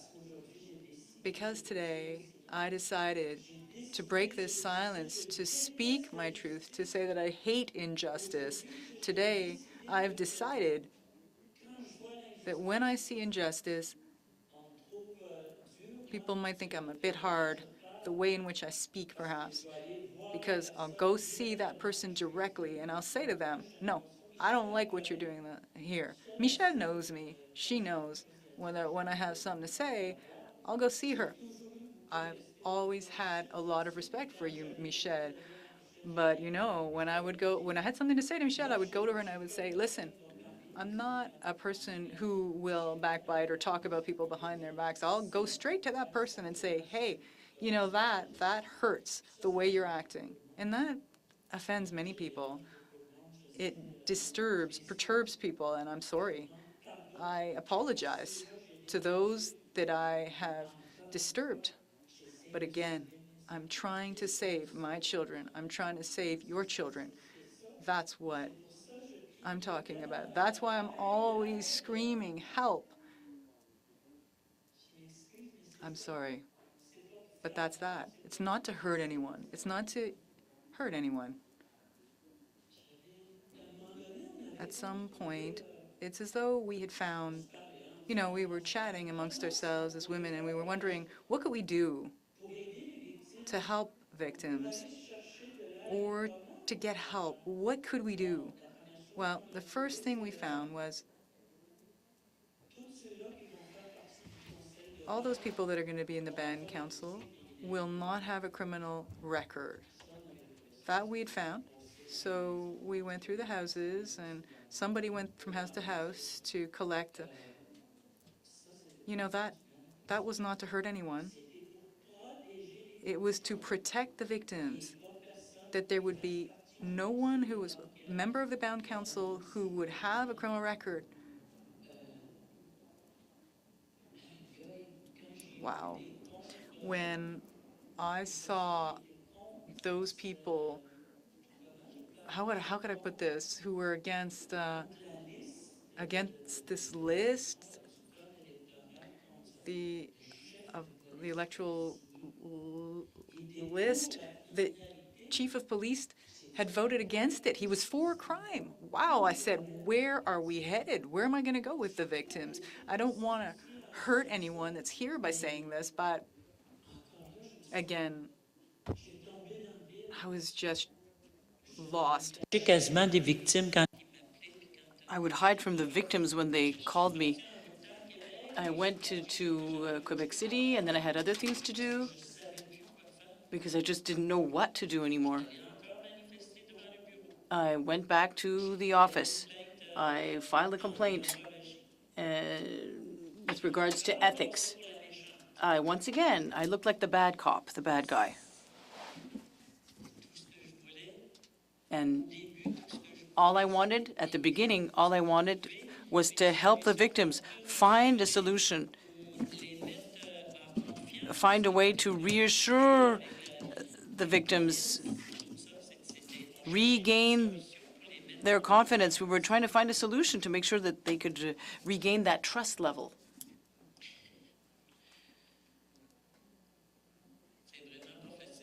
It really isn't easy.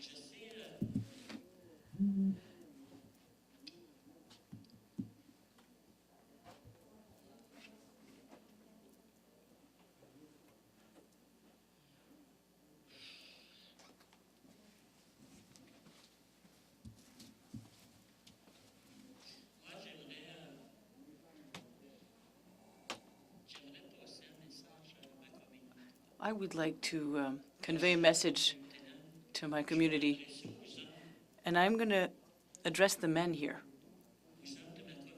The men of my community, Washap and Maliotenam. To all the men, look at your child, your daughter, your sister, your mother. Look at these women. And if they were to come and see you and ask you for help because they had been sexually abused, or if you see your families, your broken families, having recourse to drugs and alcohol, do something. By the grace of God, get up, do something. When women meet up, men meet up, and we try and work on the healing, men don't come. We have no men with us. Your children need you.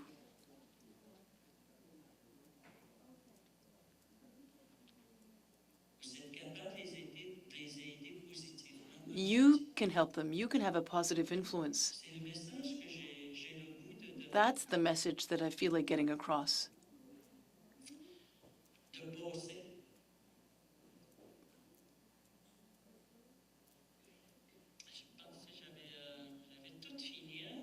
I think I covered everything. Maybe there was something else. And what would that be? Your job. Oh, yes, that's right. As I said beforehand, you know, when I spoke of collateral damage, remember that? I told you I no longer had a life.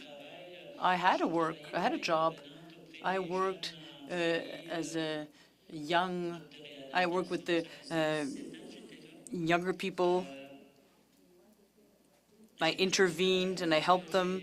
I lost my job because I decided to complain against Hydro-Quebec. A year before, I had received a kind of a plaque. It said, "Thank you, Madame Jourdain. You do so much for our people, our community, Washap, Maliotenam." I even had received 2 pens, personalized. Lise Jourdain were engraved in those pens. A year later, I lost my job. And I'm told I'm incompetent. I didn't get that. I didn't see it coming. 17 years of loyal services, hard work. That's what I call the collateral damage. When you speak up, you pay for it. All I did was speak up. And I'm paying for it. And I'm not the only one who paid for it. I raised my children, they paid for it. Many things have been broken since anger settled in. Fear. Fear. Where am I going? Where am I heading? I no longer have any work. I'm 60 years old, and I don't have any work.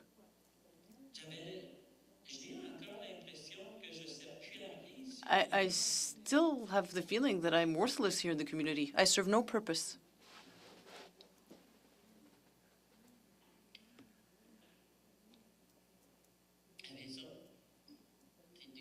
Yeah, so there was that.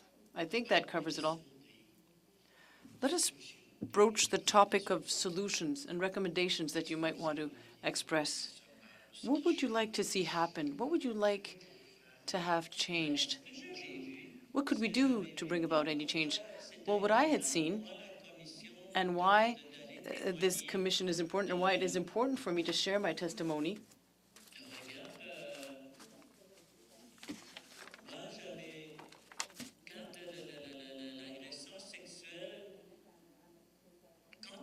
when the sexual assault, or when I had no lawyer when it happened. I had to call Montreal for a lawyer. There was nothing here in Sept-Îles. There's no type of legal support here for us, the Aboriginal women. Nothing is offered. Nothing's available.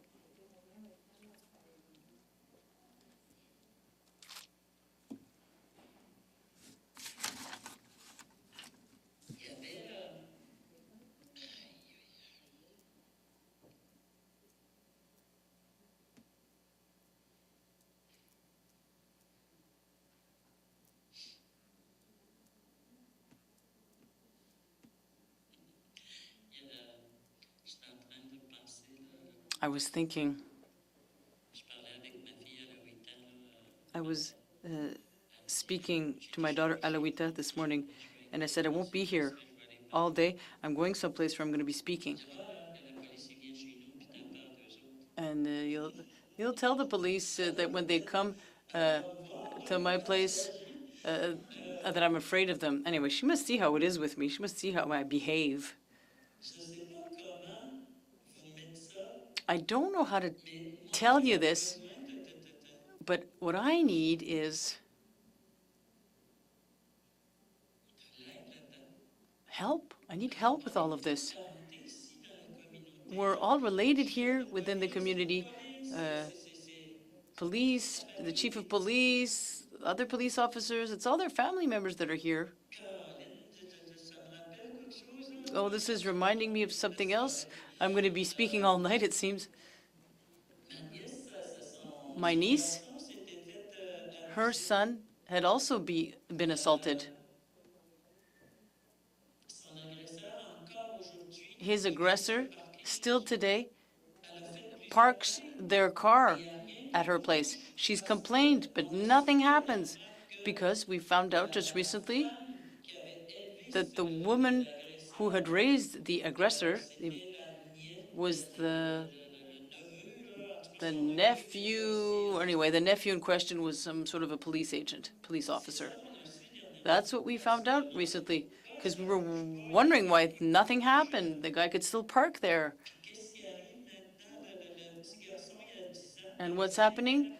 The boy was 5 years old the first time he was assaulted. Now he's 10, and it never stopped. He's at the pavilion, and he's being punished. His mother didn't want to let him go, but the Child Protection Agency decided that his mother couldn't prevent him from having suicidal ideas, so they sent him to the pavilion. The pavilion is for the people who are offenders, for delinquency.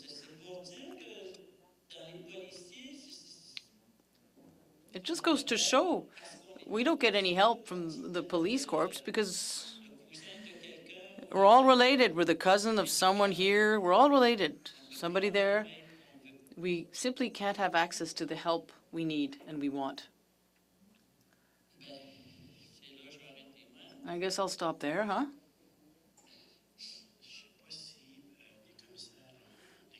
I don't know if the commissioners have questions. They're certainly taking a great deal of notes. That's for sure. All four of them frantically scribbling. We don't want to interrupt you. You are certainly taking notes. But kidding aside, do you have any questions at this point?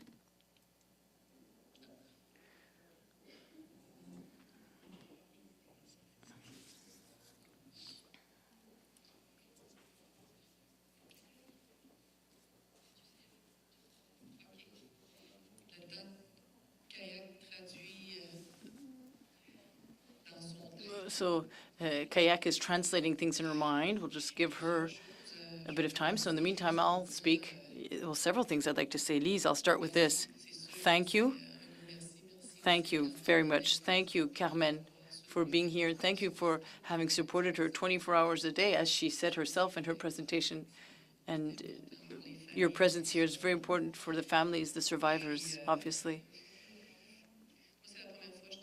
It's the first time I hear you speak your truth in its entirety. I had heard portions of your life, but I got the full story here today for the first time. I told you, I whispered in your ear before that you had opened a door. And younger, my mother had told me, you know, you're going to be disturbing. And if you don't disturb, it's not going to be normal. But it hurts, doesn't it, to be told this? And when you spoke of that, you said disturb. It made me think of my mama. And that door that you are opening, the change that has to occur within our communities and throughout Canada, Maliotenam is an example, Washat as well, but all Innu communities, etc., for this change to come, and it's been We've been waiting for it for a long time now, and there's a fear of disclosure because there's the collateral damage, quote unquote, that you mentioned in your testimony. That's not something we hear a great deal of. Once you indicate or denounce, you then pay for it, and you've proven this to us. You've showed us the impact. So in our note-taking, we certainly took that into account. We have to reflect upon it collectively. What's also important to us, to go back to your testimony, you said that you had a petition, a resolution, recommendation that was signed. It was a petition. Okay, so a petition was signed. Is it possible for us to have access to this petition? Maître Arsenault? Yes? Okay. And we'll make sure it's translated for our colleagues. In order for us to better understand. Carmen, go ahead. You can speak if you so wish.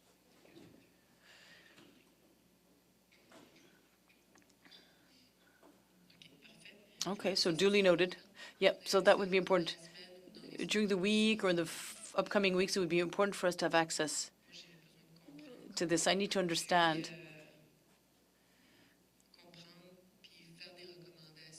And then recommendations. Recommendations are not only for the federal government, provinces and territories, but also, and I've said this from the get-go, and I've repeated it time and time again, are Aboriginal governments as well.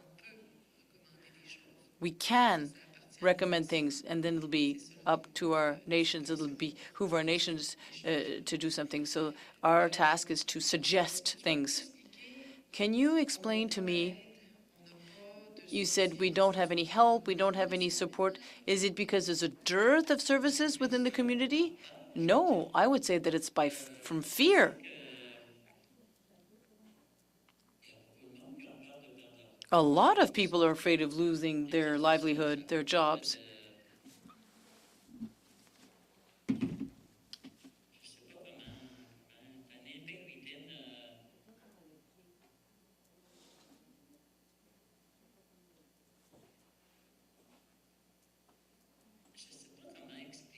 I don't know how to explain it.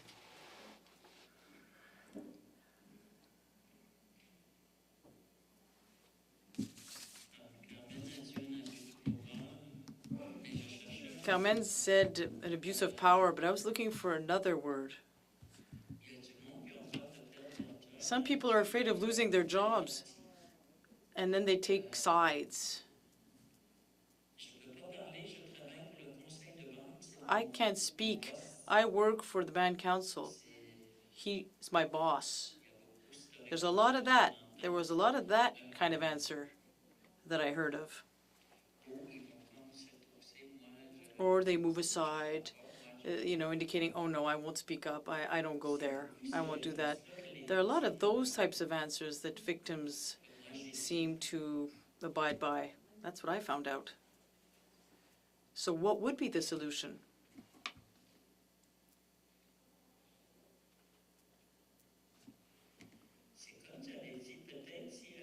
It's kind of like what I had said before.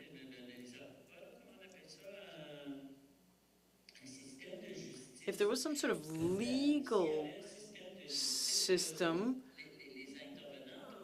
whereby stakeholders would no longer have a choice but to work alongside them.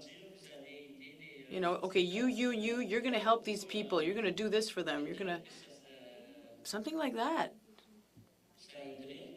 Something mandatory. Maybe that could be helpful.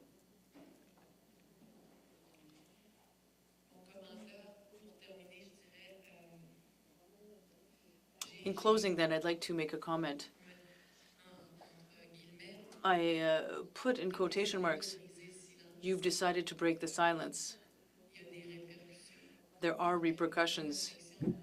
So a great amount of thinking has to be done collectively, but within the framework of this inquiry, when you tell people hold on tight because you have to denounce people, what can be done to support this person and to bring justice? Because we're pondering on this. We need to know how. Well, I'm waiting for you to offer me something, a solution. You know, the inquiry, can only do so much.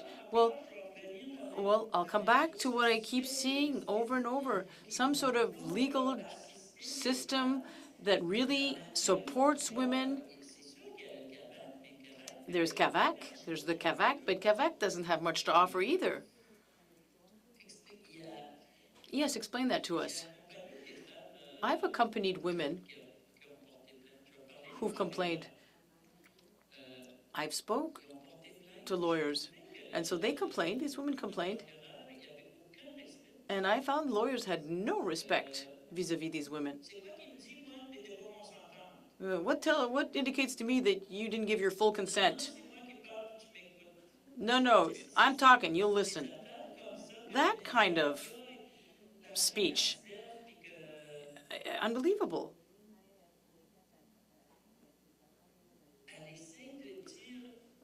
The woman's trying to relate her story and tell the truth, and that's how she's spoken down to. I'm furious against this lawyer. I said, listen up, have you already been assaulted? You seem to know what you're talking about. And I said, you're very aggressive. He said, I'm not speaking to you, Madame Jourdain. Several times, not just one time, several times. I attended, he tried to shut me up, and he showed no respect for the victims. Of course, victims are going to shy away and are not going to want to sign any complaints with that kind of a behavior. And you believe that if that woman had been accompanied by, let's say, a lawyer, she could be better represented? Well, yes, that's what I had thought.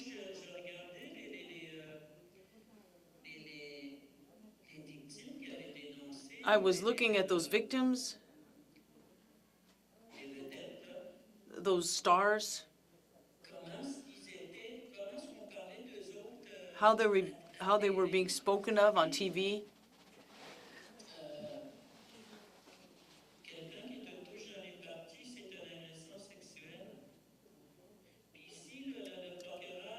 If the lawyer says a woman ran away from someplace and they were naked, what proves to me that the person didn't give their consent? I think that if you had given your consent, you wouldn't be running around outside naked.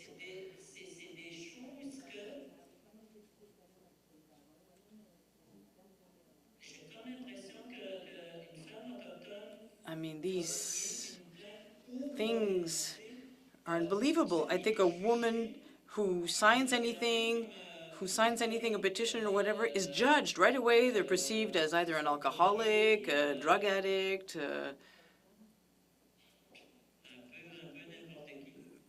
just anything. A lot of prejudice.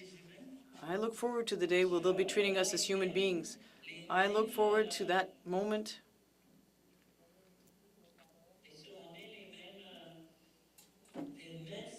where they look at us with the same regards, get the same services as any other human beings can have.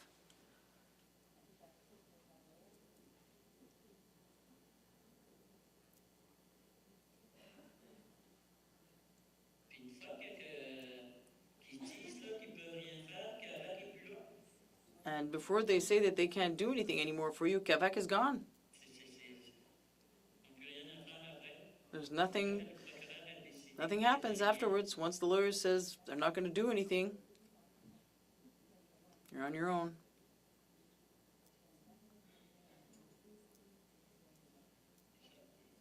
That's pretty much it.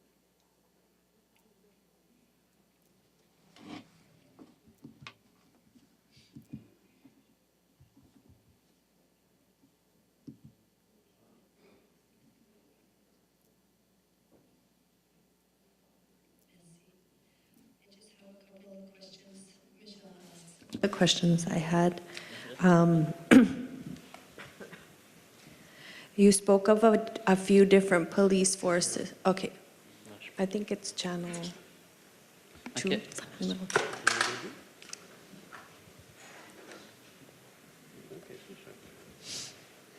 Ok. Okay, we're ready? C'est bon? Okay. You spoke about a number of different polices. You talked about police, but I just want to make sure I understand, because I understand that in Quebec there's a number of different. No, c'est okay. Nous avons un problème de traduction. C'est traduit en anglais. C'est peut-être pas le bon poste. Il y a deux postes. Je pense. I just want to know which police force are involved in this. C'est ça. C'est Canal 2. Maybe my translator will help. J'ai un bon traductrice. Is it working now? Okay. Ouais. Oui? Okay.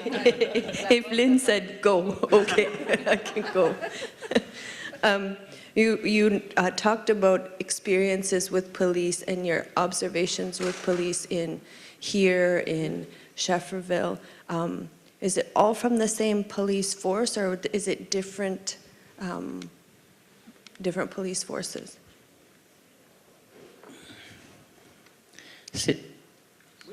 OK. Le viol que j'ai eu, c'est It was in Shefferville. And the rest was in Sept-Îles. But the rape was in Shefferville. Shefferville was the city police that they called it? And today it's la SQ, Sécurité du Québec, but the Aboriginal one. The spume, that's right. She said la SQ, but she meant the spume. In Sept-Îles.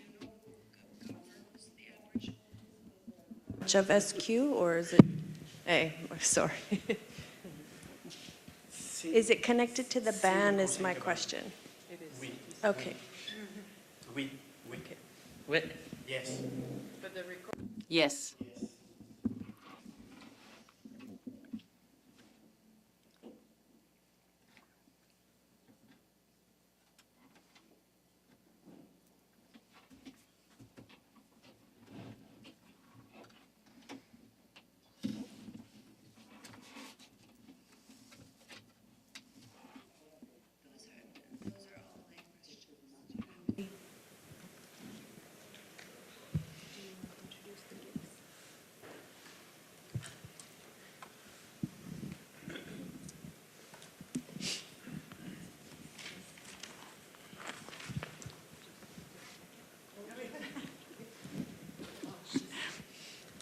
I want to thank you very much for helping us today by telling your truths. What you've said to us today is very important and will be very helpful in the work that we do as we go forward.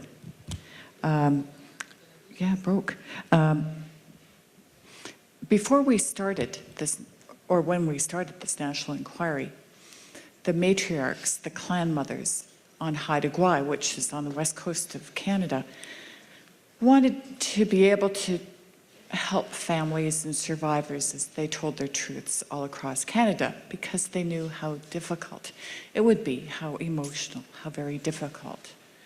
So they wanted to be able to show their support for you and for family members. They wanted to give strength to you and to family members. On the West Coast, eagles are highly regarded. They're very special animals, birds, sorry. They are the biggest birds. They fly the closest to the creator of all the birds, and they're the strongest as well. So the matriarch said, we want to give strength and we want to lift people at the inquiry. So they asked that eagle feathers be harvested and given to people who tell their truths at the national inquiry to help support you, to help strengthen you, to hold you up and bring your prayers closer to Creator. So we have an eagle feather for you today from the clan mothers on the West Coast, all the way from the West Coast for you. And we want to thank you as well. your work, your truth is very important to us and very helpful to us. So thank you.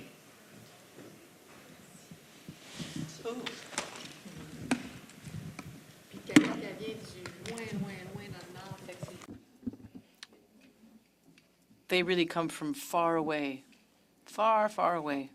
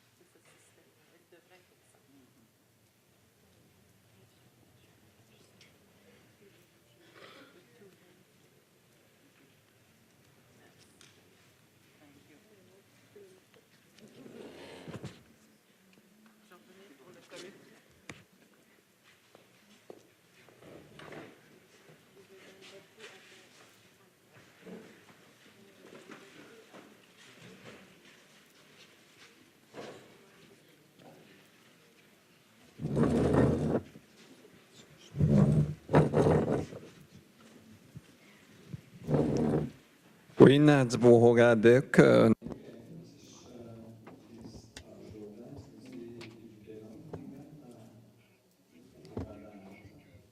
You can come forward if you like to thank the people who have presented. They will now be singing, and Madame Bacon will sing, as well as the family and the people supporting them. So I would like to thank Lise Jourdain for her participation.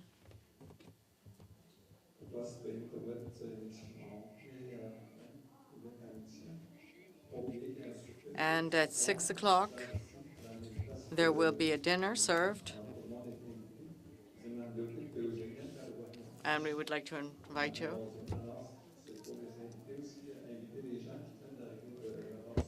So we would like to invite the people who have traveled, who will be staying for the week. So we would like to invite you to this dinner we will be serving at 6 o'clock. Also, we would like to thank the commissioners. Thank you very much for this first day. It's been a long day. Thank you very much to the families, to the legal support, to the lawyers. Thank you also to the elders and to the support people who are here, and also to those who are working with the documentation.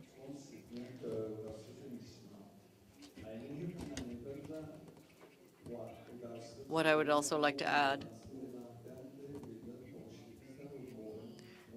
is that we will be launching lanterns, and we are going to do that tomorrow rather than tonight. So we will be doing those lanterns in the community tomorrow.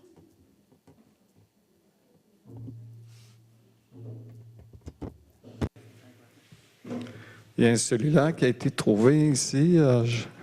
Si vous avez perdu votre cellulaire, il est ici en avant. If anybody has lost their cell phone, we have a cell phone here up front.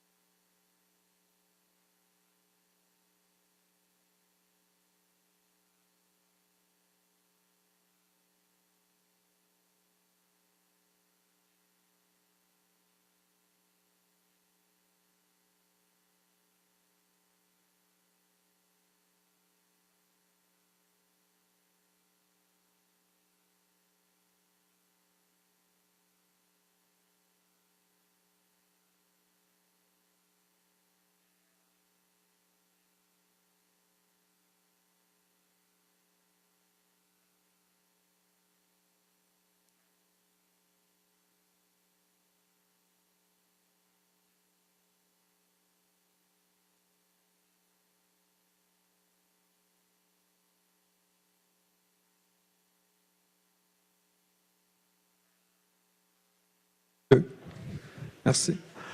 Pour le souper, oui. For the dinner tonight, everyone is invited. Dost bem, son sit mek. Maksat tchibohat l'autobus 6h45. Dost bem man no 45 no a hoop de tetsgestet. Dus route te benoem in l'hôtel Menga mak qualité in l'hôtel in Nota. Ni host bem no de tchedronner le feu sacré. Il y a tchedronner une cérémonie que ça dure nu e tchestet chiranone. On est chez nous de tchesbandat no la journée. Genoa droit tout moins tchedro no. Et que les Indiens Lucien Saint-Onge, Grégoire Canapé. Alors, c'est nos aînés pour Tchibohat Nihostebin, l'autobus de Wahat. Et que la Tamzabano, non, l'autobus soit Wahat Magmalio à tous les 45 minutes pour les gens de Wahat. There will be a bus leaving every 45 minutes. So for tomorrow, we will give you more information about that. Thank you. Oui.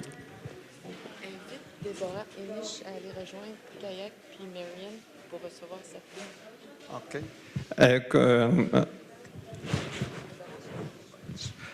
Déborah Ennis, no terminano district no eno une plume. Ça, dès qu'ils mettent un chef qu'ils mettent un autre minéraux les commissaires, Jean Gab Moutate Michel Mac